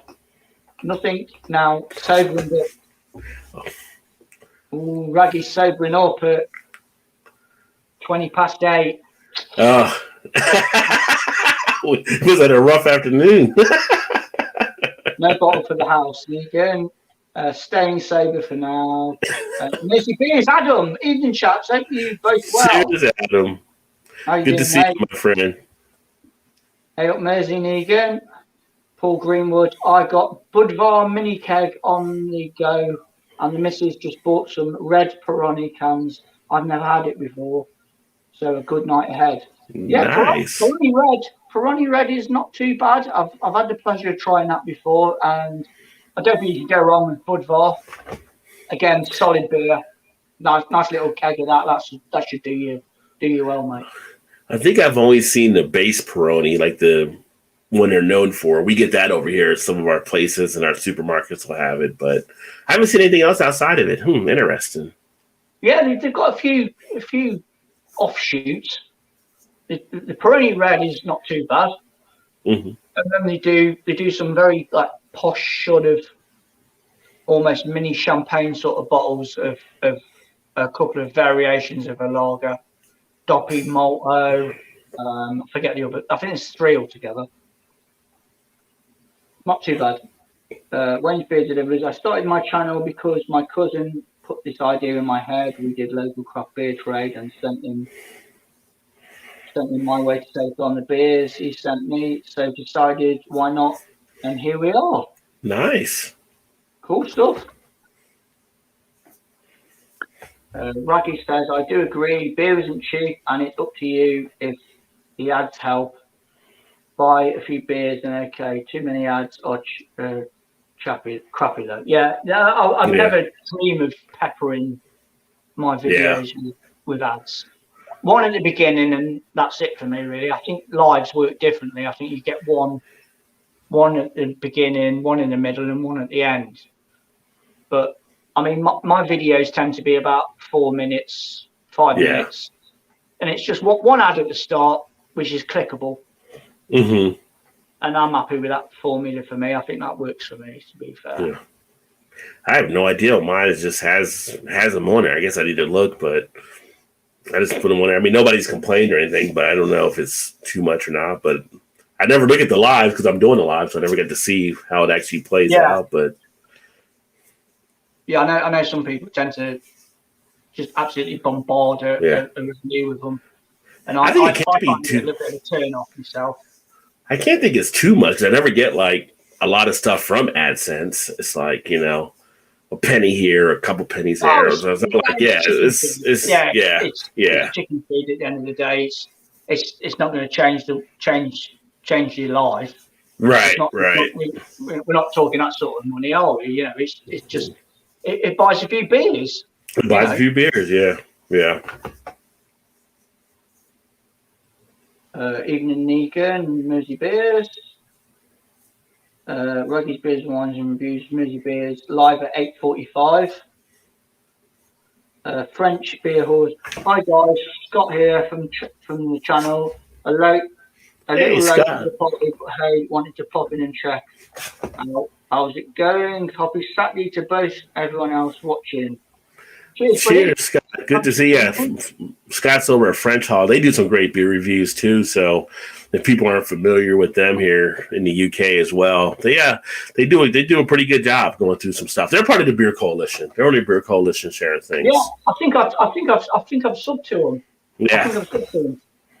And anybody that watches that has their YouTube channel, you know, that isn't part of the Beer Coalition on Facebook, that's the page I mentioned earlier that me and Dean has started years ago. If you want to join the Facebook group, feel free to do so, and you can share all kinds of stuff there that you want to share. There's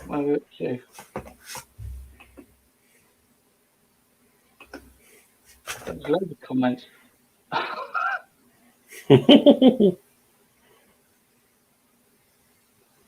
I find it so much easier. I mean, when I used to stream on my laptop, and I was looking at the laptop, and I was looking at you as the guest, I could see the comments. But now I've got that there, and I've got that there. So I do apologise if I'm trying to sort of get my head around it a little bit, but hey, it is what it is. Being truthful is the most important thing. French beer reviews, of course. Yeah, definitely. Paramount, really. Yeah. Cheers, Scott. Rod, you're always helping out with questions. All the beer tubers I've dealt with have been great. We all do it because we love it. Let's face it, we're doing it for the. We like doing it for the money. Yeah. Yeah, it's not like you're going to get a high payday off of it, but, you know, like I said, if it pays for a few of your beers or a couple of beer companies reach out to you because they want you to take a look, I mean, that's great in itself. I mean, it's when a beer company reaches out to you, it's almost like you're being noticed by the industry in a way. So that's an accolade, you know, that beer companies want to reach out to you to say they respect your opinion enough. They want you to actually bring their product to your venue to see what you think of it. And that's how people should look at it. You know, you're basically being seen by these other companies as an opportunity to share their story. They see you in a high enough light that they want you to be a part of it. Yeah, there's nothing wrong with that. There's nothing wrong with it at all. Hey Wayne, Thomas, just there is enough bad things in life. Just an opinion, move on if you don't like it. Exactly. Yeah. Again, I don't know what it's like over in the States, Rod. Maybe you can elaborate on it, but over here, society has become a little bit eggshelly, shall we say, where you're a bit you're afraid to say certain things without upsetting people. Very delicately balanced society with opinions and views. And here in the States, it's pretty much been kind of the same way, where people are. We talk about stuff like the whole council culture type things. I put the quotes up, right? But then I think there's a council culture and there's like a consequence culture that's taking place.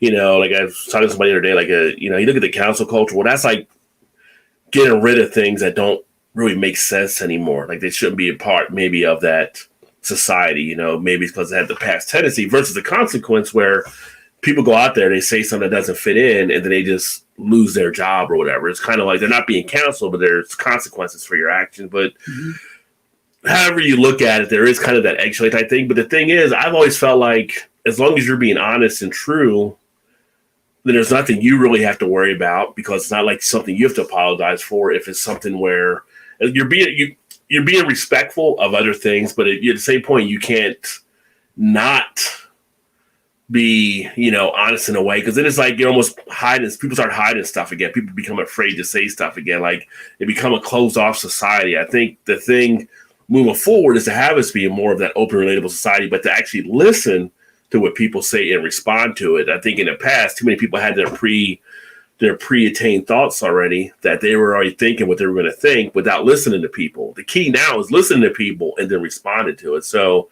for us to improve as society is being more better listeners as well, rather than just everybody trying to talk. And I think in the past, like in our Democrats and Republicans, like in Congress and Senate, all they do is talk. They talk back. They talk past each other. Nobody's really listening. It's like you have to listen to be able to come up with a solution. And that's where we have to get better as a society. But yeah, the eggshelly thing happens here too. But the goal, I hope, is that more people listen before they respond to stuff as well. So, but I've always been a person to always say, what I felt. And if people don't like it, people don't like it. Like, if you don't, like Thomas said, move on. If you don't like it, I mean, it's just, that's an opinion or whatever. It's kind of like, let's not confuse opinions with facts. That's one of the things that we're having. Like people like, opinions are becoming facts in some ways over here in the States. And it's like, that's not how it actually works. That's what they're trying to say, but it's not an actual fact of it. Like the whole mass type thing, there's certain facts that apply versus what people are putting out there saying are facts, but they aren't facts. So I don't know. Yeah. Something we have to deal with, I guess. It's just how it is.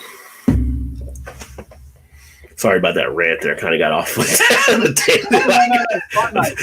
the smell started talking through me. You can say whatever you want, mate. You can say whatever you want. That gets more into the whiskey debates at that point.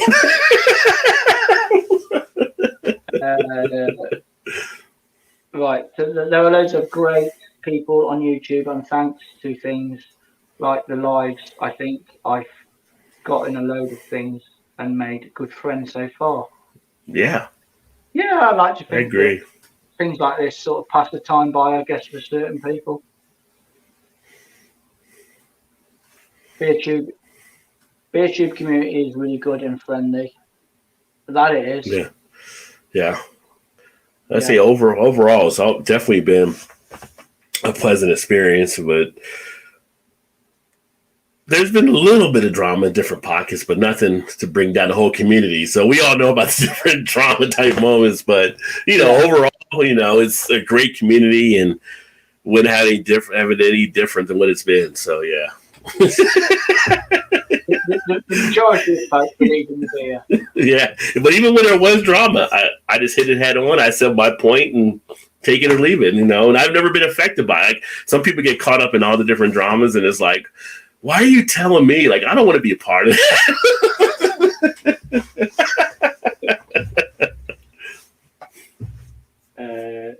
I'm going to mix, this is from James Snow. I'm going to mix a cream egg with Dark Necessities milk stout. What do you think? That sounds interesting. You But on the beer as well. speaking of the cream egg, have you seen it over there yet? That they have the Bradbury cream egg beer? Have you gotten it or? The Goose Island and Cadbury's. We don't get it here though, but you guys have it there. Well, we had it for about a minute, and then it sold out. I can see why. Yeah. I think that's like the trending thing at the moment in the beer scene over in the UK, where they launched it 11 o'clock in the morning on Wednesday, and it sold out in less than 60 seconds. Wow. Yeah. But I don't think, from what I can gather from what other people have said about it, it's not an amazing beer, and Goose Island should have really done a little bit more about getting more volumes in. It's when we say David and Goliath, it's David and David, isn't it? You've got a massive, global brewer like AB InBev, and then you've got a massive conglomerate chocolatier, Cadbury's. Yeah. Coming together to make this Easter beer, and the volumes just weren't there for people. Yeah, either that, or it was dipping their toes in the water to test out what people think of it, and obviously it created a reaction because it sold out. The I don't know how many beers were available, but they were selling. I think you could buy 2 cans for £10 on their website. Yeah. So I don't know what their backlog was of that, but it sold out literally in 60 seconds. Wow. I tried to get a can, but it never happened. And a lot of people out there, it just, the hype that was around it and everything. It was just so much hype about it I saw, and I was like, why can't we get that here? I would love to try that here, but yeah. And they were like, only in the UK. It's like, son of a bitch. I know Rocky said on one of his videos, he said about it, he said, when you've got somebody that big like AB InBev, they've got so much of a reach, they could bloody put that out in all the supermarkets. They could really go to town on that production and roll it out in the supermarkets, and I think it would sell like hotcakes, but you know, it never happened, did it? Never happened. Maybe it was more to build that big hype around it, you know, kind of making it that kind of a whale of a type beer. Like only a certain few could actually find this one. So only the lucky people that got this will be able to taste it. If you didn't get it, you have to wait the next year type thing. Maybe it's, you know, that's what they were going for. If you just want to hold the fort a minute, Rod, I just need to go to the little boys' room, mate. Holding it. I was going to say, I don't know if Dean want me to read comments or wait for Dean to come back from comments. Keep going, Rod. Just read them off. Keep reading them, okay. Let's see. Steve says, Diffo Thomas really enjoyed your live the other night. You're doing any more, pal? Yeah, if you do any more, Thomas, for sure. And I need to catch up myself on Thomas videos. So many videos I try to catch up on with everybody. Jordy K says, Raggy, you're awesome, buddy. Raggy always does a great job on the videos I've been able to catch there. Thomas says, Rajay is awesome. Well, thanks. I appreciate it, my friend. You're awesome. Everybody's awesome. Everybody here is awesome. Everybody. Let me see. Jan Hope. Tried 2 new Tesco beers, Monk Future of the Faith and London Jingle Trip. Both sound. Enjoyed the muted, earthy resin vibe about the jungle. 5.3%, 2 pound, banging. Nice. Well, that does sound like a tasty one. I always see Tesco, because I'm in the States. Tesco, I always see Tesco like in the movies. Like that's like the main grocery store chain, I think, over there, or one of the bigger ones. James says, love Raggy, genuine nice guy. Raggy is cool. Roddy, you have to come to Ireland. I would love to come to Ireland. Ireland is on my list to get to.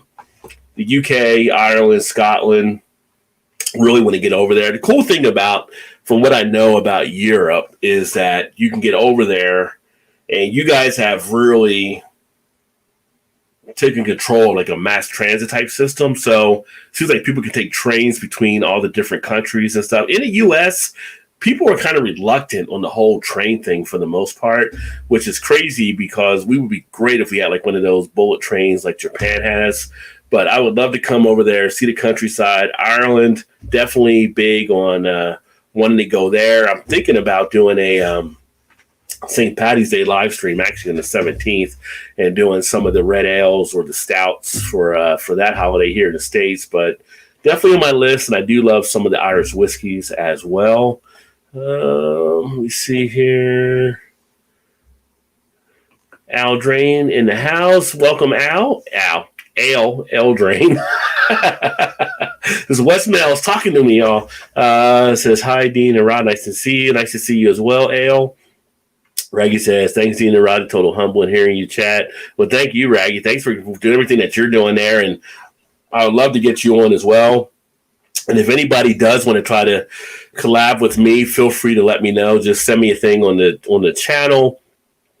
I have a thing there where you can email me or just leave me a note on the community tab or however you want to reach out. But definitely want to do some more of the collabs as well. The thing that we run into is really the time difference. That's why me and Dean had to plan this out because the 5-hour time difference, which worked out great today on a Saturday for us to be able to do this. So, and then, of course, our schedules and stuff like that, work and family and all that kind of stuff. So, you got to get all the balances in play. But this was awesome. And Thomas said, thanks to Steve's Brewing channel. Jack Reed says, in the States, you seem to have some awesome stouts. I love John Stout Sundays and always watch a wee bit of envy. Yeah, John Anilli does the Stout Sundays and does some great stuff there. We do have a good amount of stouts here in the States. John, started running with that on his channel. I think there's some other people that do some different things as well. But we have so many different, we have 7,600 breweries, I think, in the States right now, kind of, depending on where you're at. Corona may have affected a few, but just tons of breweries over here. And so many good beers that are being put out. You think about a brewery putting out, say, the 8 to 15 different beers. Just say 10 as an average. So you have 7,500, you're at 75,000 different beers floating around the country at some point. Some are above, some are below, but you have a lot of beers. And that's just here in the States. So what I try to do on my channel, I picked up some beer today that I have from an upcoming thing. He asked me, do you do beer here or around the world? I was like, I try to do from everywhere, which is not just here, but in the UK. I've done beers from Poland.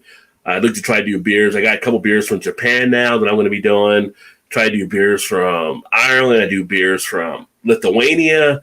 All these different countries. It's crazy. It's crazy how mmany beers that are out there. Literally, you sit there in front of the cooler and it's just okay, which label talks to me the most? See, that's how most of the labels that jump out at me is oh, that label looks interesting. Let me check that one out, right? And I grab it. Oh, okay, this looks interesting. But it's, Dean, it's hard when you go to get beers. Where do I want to go? And I try to do some of the local stuff just for the local love and the independent love that we have here. But there's just so many beers that are out there. You're just who's going to make the cut today? I mean, you're just going through aisles and hopefully something catches your eye. But I mean, that's why marketing is so important for a lot of the breweries, because they got to catch people's eyes nowadays. Oh yeah, definitely. I've always said we as a consumer, we buy with our eyes, don't we?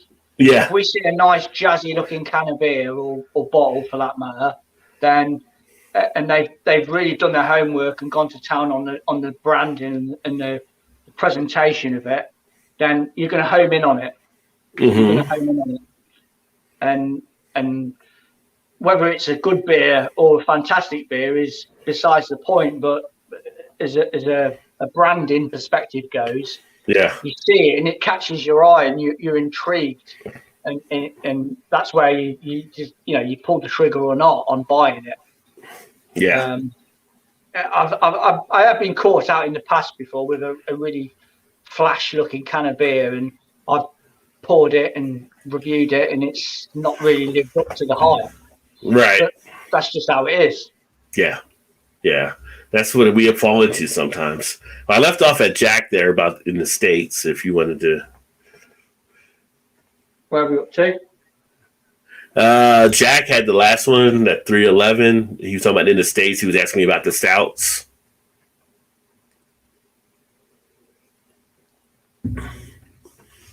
Of course, they probably come in a lot more since where I left off at. It always amazes me. I never sort of like tee myself up for the amount of interaction it does actually come in. I don't think you get trickles of chat, and it always throws me off. It's hard to prepare yourself for sure. But it's funny, as you're looking, the one thing that, like you mentioned about the label. So one of the beers I finally picked up my last beer run, I haven't done a review yet, so I'll do it here the next few weeks or so, was a Trooper beer, which Trooper out of the UK and everything. Yeah. I've seen it years, just never did it. So I'm finally going to do this. Next to the Trooper beer, there was this one that had like a silver label on it. It was their Trooper sake version. I don't know if you've ever seen it, but they have a sake beer. And the label was like a Japanese warrior on it. And I'm like, I got to pick it up. So it's automatic. So that's when the marketing came into play. It's like, I might as well get the sake one too, Yeah, no, I don't think I've seen that over here, which is weird. Yeah, they have a sake version of it. So I picked that one up to do as well. Oh, cool. But it was just because it caught my eye at that time.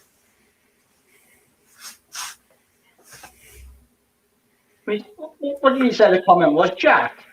Yeah, Jack in the States, you seem to have the awesome stouts. That was back at 311. I haven't got any timestamps on here.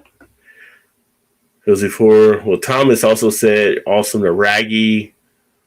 And the Raggy said cheers back. Did you get Adam? Adam said he just cracked open his first beer, Cloudwater's 6th birthday, black triple double dry hopped IPA, green label. If there's one craft beer that jumps out to me from the UK that I definitely want to try at some point, it seems to be Cloudwater, because everybody talks about how good Cloudwater is over there. And the other one that you did the, what's the newer one you just did? Something drop? Pressure drop. Yeah, that one. Yeah. They really, they're a London outfit, and they've really sort of like the past sort of few years. They've been around for quite a while before then, but I think they've just really come into their own game in the past couple of years. They're knocking out some absolutely belting beers. Nice. I mean, not being biased or anything like that, but I think the UK beer scene can definitely hold their head up high with what they're knocking out at the moment. Mm-hmm. We are making some exceptional IPAs, exceptional beers for that matter, that are coming out of this country. And I don't care what anybody says. You Americans can make a fantastic beer, but we're chomping at the bit. We're chomping at the bit with what's coming out of this country, which is good. Yeah.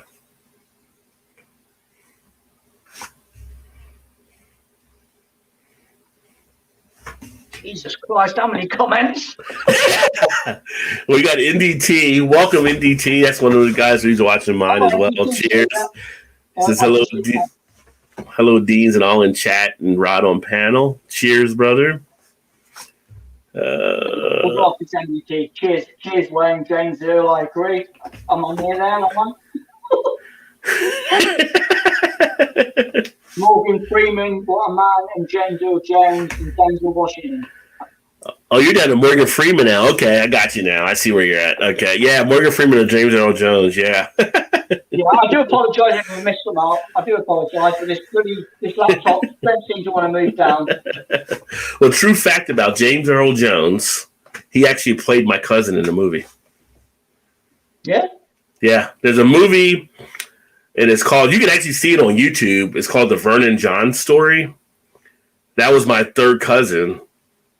Vernon Johns was the one who ran the church before Martin Luther King took over. And he mentored Martin Luther King on some things. He's considered to be one of the fathers of the civil rights movement as well. So, but James Earl Jones played him in the movie. It's pretty impactful movie, but yeah. Powerful spoken man. Yeah. Yeah, you can't miss his voice on stuff, right? Yeah. Like James Earl Jones is just distinctive there. Which I mean, he went through the mill a little bit, didn't he? Because I know he had a was it a stutter or a stammer that he had? I don't know. Did James Earl Jones? Did he have like a little? Yeah, he had a bit of a stammer with his speech, and that put him back a little bit, but he managed to overcome it, and the rest is history.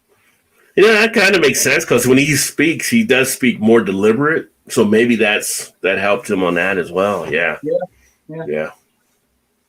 And thank you, Steve. Steve's Brewing Channel said, Rob, man, sub to you too, mate. Seem like a cracking good bloke as Dean, and you've seen that you can have a good laugh and joke with the pub. Yeah, definitely. Well, thank you for that as well. It's always a good bit of fun with Rod J. Just makes it fun. Life's too short to not have fun, right? So you should always have fun out there. That's what it's all about, isn't it? Just going with the flow. Yeah. Just go out there and do it. Just have a good time and enjoy life. Too many people can focus on the negative and not appreciate what they already have. It's kind of like my wife said it like last year at one point. Because she works with people that like need help in housing and all that kind of stuff over here, that they get evicted and all kinds of. She's like, the worst thing you have to worry about in the course of the day is what craft beer you want to drink. That's like the hardest decision I may make in that day. What craft beer I want to drink. Considering, I don't have to worry about paying bills. I don't have to worry about the mortgage. I don't have to worry about, putting food on the table. I don't have to worry about all these other things. If my worst decision is making a decision about what craft beer I want to drink, what problems do I really have? When you put it into perspective like that, mate. Yeah. And she's like, you talk about these different beers, and sometimes you don't even realize like the beers you talk about. Like some people may not even be able to get more than a 40-ounce bottle or a 6-pack of some cheap type beer or whatever, but you can get any type of beer you want to get, really. So it's kind of like, she's what do wives do? They give you perspective, right? They provide that perspective for you. They seem to all do that. So it's kind of like, when you think about it, it's like, for me to really complain about anything, it's kind of like ridiculous when you think about it, because I don't have to worry about a lot of the stuff that people do. Like that's not a life-threatening decision I have to make, like some people do on a daily basis. So when you look at life that way, you're like, enjoy what you got. Because definitely, yeah. I've never been one to be envious of anybody else. I've always been grateful for what I've got. Mm-hmm. I think when you start going down paths of resentment and wanting what other people have got, I think that's probably. So many people are driven by that territory, aren't you? You can try and sort of like tunnel vision yourself into positivity. I don't think you can go too far wrong, really. But I will put my hands up, and I have drifted off down that negative path a few times. Mm-hmm. I think we all can at some point. Definitely. Yeah. I guess she's saying something like that brings you kind of back to reality. It's kind of like, you're going to be having the worst day ever. And it's like, if you say, well, I can still do this or that, it's like, I got upset like a few months ago. We had to get a new furnace for the house, right? And it was like, the furnace went out. And it was like, she's like, but we can buy a new furnace. I'm like, yeah, but I want to buy it. She's like, no, just then, you don't want to buy a new furnace, but you can buy a new furnace. Some people couldn't buy it. That will be the end of what they can do right now. They would have no heat for like the next few months because they wouldn't have the money to get it. Yeah, exactly. And it's like, well, yeah, I guess when you put it that way, I mean, I still don't want to pay for it, but yeah, I can.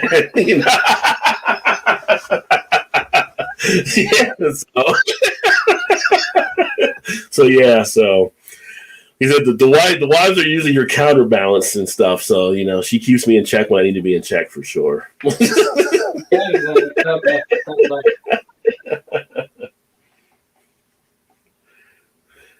Just recorded review, wanted to like the beer, just wasn't good. What was that then, Thomas? Raggy needs to sharpen up for the festival in October. No lightweights. Budweiser is great.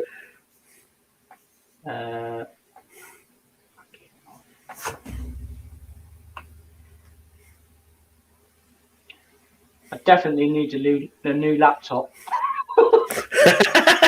Well, it's funny. There was a comment there that Adam had said Morgan Freeman reviewing Mickey's grenade malt liquor. Now that's money. That would be a good one. He could review anything, though, couldn't he? He could actually review anything. Tom B had asked, "Have either of us had the famous Westford Lurton top rated beer?" I have not. Have you had that one? West 12. I guess, yeah. Yeah. That might be receipt, yeah. Yeah. I did that to celebrate my 5th year on YouTube. Yeah. It was really good. It was a really good beer. As a quad goes, it was pretty good. Maybe a little bit of hype connected to it, obviously, for what it is, but it was good. I enjoyed it. I'll have to see if I can find that one. Yeah, Raggy, right? Denzel be another one that has a distinctive voice too. Yeah.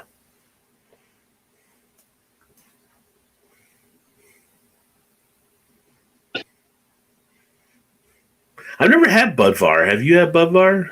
Tom B said Budvar is great. Budvar is fantastic. The dark one is good as well. If you can get your hands on that, Budvar Dark. As a dark lager goes, that's pretty spot on. Is that out of the UK as well? What, Budvar? Yeah. Oh, well, it's Czech. From Czech it's Republic. Czech? Okay. Yeah. The original Budweiser. Oh, okay. Before you Americans stole it. Hey, Anheuser decided to come across the ocean. That was his choice. Yeah, there's quite a few stories about that sort of visit, wasn't there? Two American fellas went over to find out what the Czechs were making, like beer wise.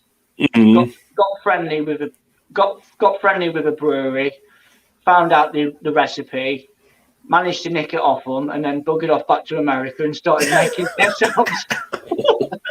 Sounds like capitalism. Pure and simple. That's capitalism right there.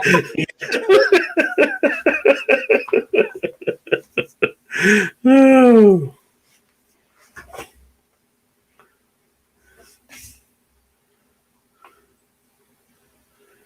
Let's see. Yeah, you're in charge of comments, Rod, even though it's my channel. Oh, I did. Okay. Well, Raggy said everyone meeting on Friday in Nottingham for Robin Hood Festival would be awesome. Yeah. Hopefully that all goes to plan, to be honest with you. Scott French Hall says, thanks for the kind word, guys. Much appreciated. Well, definitely. You guys keep doing what you're doing for sure.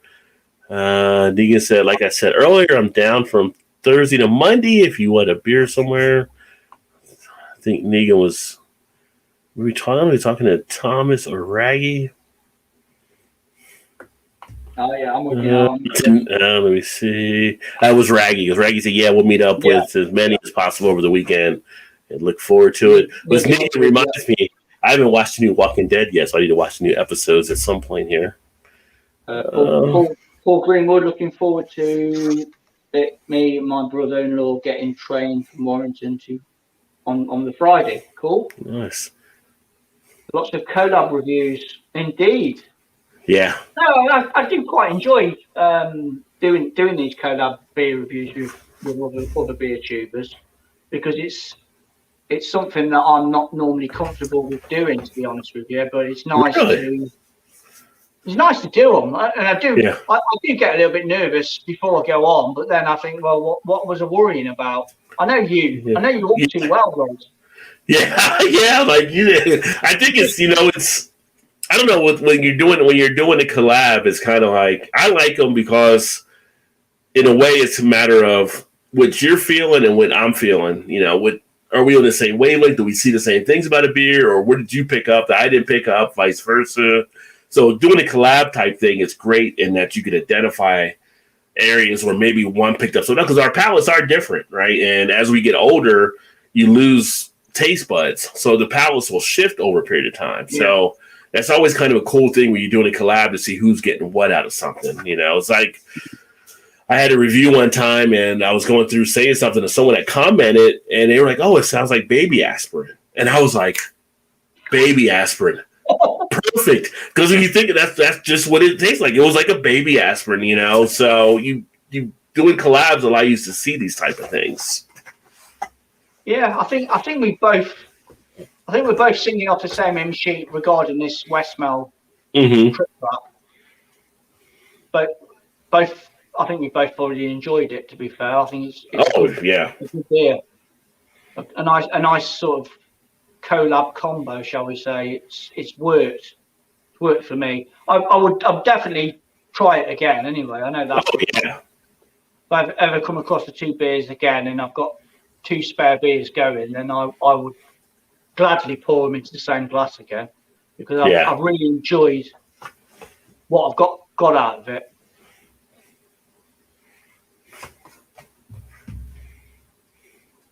Rodney says, at the end of the day, full of religion doesn't come into it. Play, it's all about people, and they're not so good. I prefer the good. Yeah, definitely, mate. Yeah, definitely right. Yeah, positives all day long. All day long. Exactly, I prefer good people. There are 2 main things in life: birth and death. Everything in between is a bonus. You're forgetting, though. Taxes.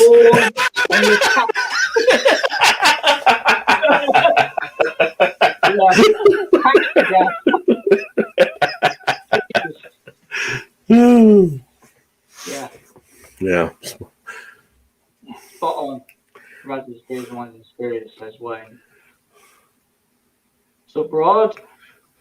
Hey, Stodgy, what's going on? Cheers, my friend. It's been a while. Stodgy, good guy over there. He actually does some different stuff on his channel, and he does some gaming type things as well. But Stodgy was actually all over me until I finally did a mead review because he wanted me to do this mead review that I finally did. So he's a big mead fan. Yeah, I need to do some more meads. Mead's pretty cool, actually. Yeah.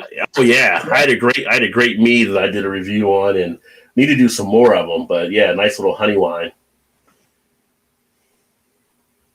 Is it the oldest alcohol beverage in the world, mead? I think it is. Is it? Because I mean, beer goes back. They say 5,000 BC, but maybe mead goes back as well. I think mead come before it, you know. Of course, beer went through the Groot stage as well, so I don't know if Groot counted as beer.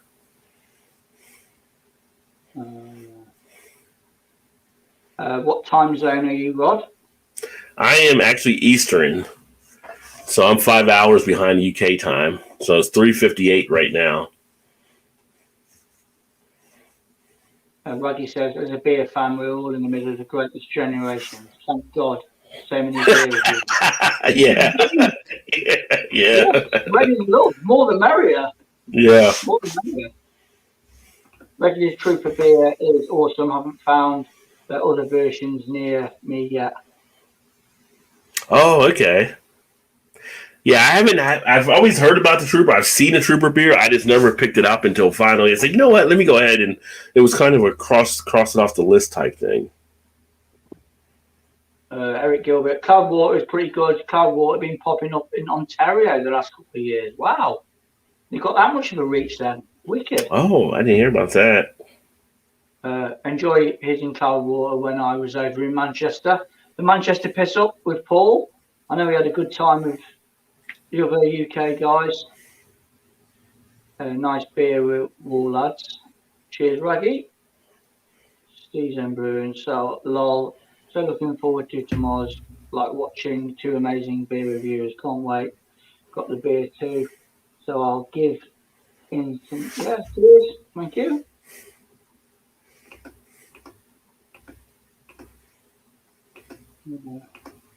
I may live in Shack in the Woods.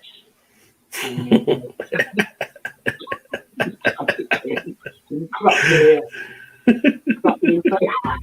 Well, I'm thinking Paul Wicked. Good old Paul. Well done, Mrs. Roger. She sounds good. Yeah.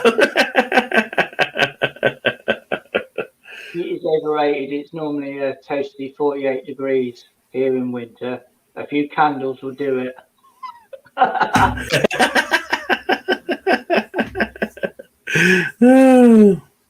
He has the Westie 8, but not the 12. I haven't had the pleasure of the 8. Is that the blonde?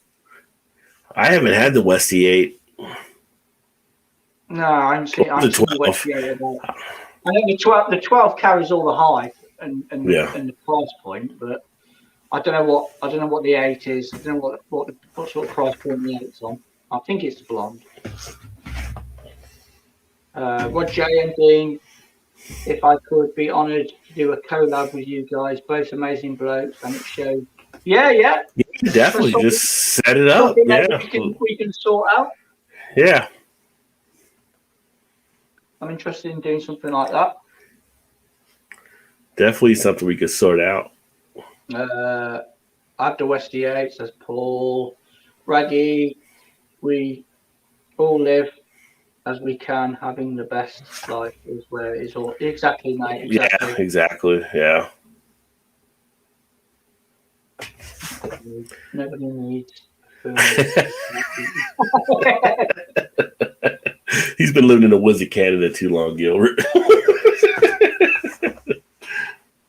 Yeah, Westie is rated best beer in the world, but taste is subjective. As I know, I wouldn't go 10 out of 10 compared to some brews I've had. Yeah, no, it's a bit. I think I said on my video of it that it's regarded as the best beer in the world, but I would probably have to say it's probably the best quad in the world. Best beer in the world. I don't know. Is that pushing it? I don't know. Well, that's always like a funny thing, right? Whenever you see things like ratings and stuff like that, you're like, is it though? Like, unless you have every beer in the world, how do you know that's really the best? Because there's so many beers. Like, nobody's had all the beers that are available. So, you take those with a grain of salt. It's kind of like the best you've ever had, but you can't say it's the best in the world. The list should just be the best that I've ever had, and it should be that. Yeah, it's a hard one to call, isn't it? Yeah. Woodville and Czechville are the same. Yeah. For the beer of kings, US Bud, the king of beers. The beer of kings and the king of beers. Both aren't great, but I'd go Europe over US if I had to choose. I would bet the European version is better than ours. Yeah. First is the Piss of Kings. Not the king of piss. Depends on what you can see every day. Oh, that's pretty good. Yeah, mead is before beer. Yeah, I thought it was. I thought it was. Okay. I saw someone along the lines that it's the oldest alcohol. It's before beer. Okay. Love Westie, but they are overhyped. It's a shame, really, because at the end of the day, it's a Trappist monastery, and like all the other Trappist monasteries, they don't get money out of it. It all goes back into the business sort of thing. They don't make a profit from it, and somewhere along the lines, that's been abused, hasn't it? You've got third party involved, where they're creaming a little bit of the profits off the top of that, hence the price of it, because it is quite a pricey beer. But I think if you buy it at source, it's not. If you go down to the West Veteran Monastery and order, I think you can only buy it in cases. It works out a couple of euros a bottle. Okay. Yeah. Online shops is knocking it out for. I think the cheapest I've saw it is about £10 a bottle, but it has gone up to like £25 a bottle. Yeah. Yeah, if you go to the source, definitely probably cheaper for sure. But again, it's even over there is capitalism creeping in, right? It's everywhere, mate. Take some dollars off the top there. It's everywhere. No hiding it. Awesome will never be a word to describe Trooper. Being underwhelmed, boring, textbook, one note, and basic, and a few though. Okay. Hi, Dean. Hello, Joseph. Hello, Joseph. Hey, Rod and Dean. How are you doing both? Calling from the US, Rod. Yeah, I'm actually in Kentucky is where I'm at, the state of Kentucky. Ontario has a great reach with the LCBO and import agency trading. I'll take the Doll or a beer over Westy 12 any day. Oh, the Doll. Yeah, I've had that, the Doll. Many moons ago, though. Probably a beer that I need to revisit again, because I think that was the early days when I tried that Ori beer. But yeah, the name rings a bell. Yeah. I suppose Gilbert it's campsite cheaper as well. So Gilbert doesn't mess around with his beers. He knows his beer talk. So I'll go with that. We are living in great times for beer, even here in NI. Where's that, mate? I don't know where NI is. Oh, it's Northern Ireland. Yeah, of course it is.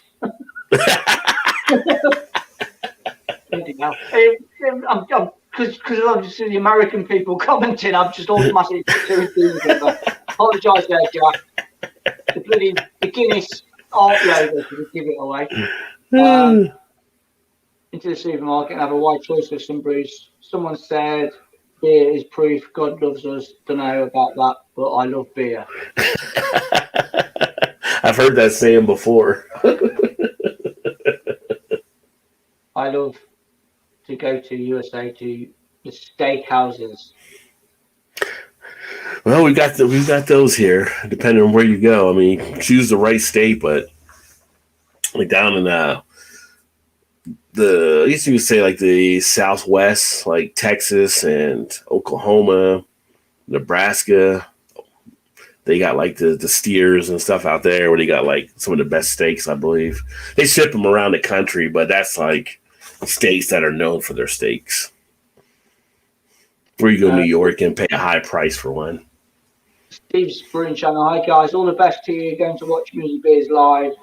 Have a great evening all. Cheers. Thank you very much. Steve. Kentucky is a Commonwealth like PA, damn it. It is. Kentucky, PA, Virginia, and I think the other one, I want to say I don't know if it's Vermont. It's somewhere in the Northeast. I think we finally caught up. So Benjamin James, looking forward to Dean and Raggy tomorrow. What beers are you reviewing? We are taking a look at the Theakston Old Peculiar Ale. That's all we've got lined up, but I'm sure we'll probably open a few more beers and have a chinwag. I think we'll call it down because this man's got to get off and start grilling. It's been an absolute pleasure, Rod. Been an absolute pleasure, mate. That was awesome. Thanks for having me on again. It's been way too long. So just to sum it up, Rod, your verdict on these two beers being paired together, mate? It's solid. I mean, it's a great merging of the two flavors, and for me that loves Belgian ales, it definitely hits on all the key points, and would definitely recommend it. I mean, if you give it a letter grade, I guess you would give it an A+ or whatever, but it's solid. It's good smoothness, great flavor, and an enjoyable drink. Yeah, well, it won't let you down. Seriously, it will not let you down. If you decide to do the half and half, you will not be disappointed. It's a fantastic combination of beers. So yeah, we're gonna call it a day. Thank you very much. I do apologise for lacking on all the comments, but I really do appreciate everybody that's stopped by to take a look at this video. Big thank you once again to my pal across the pond, Rod J.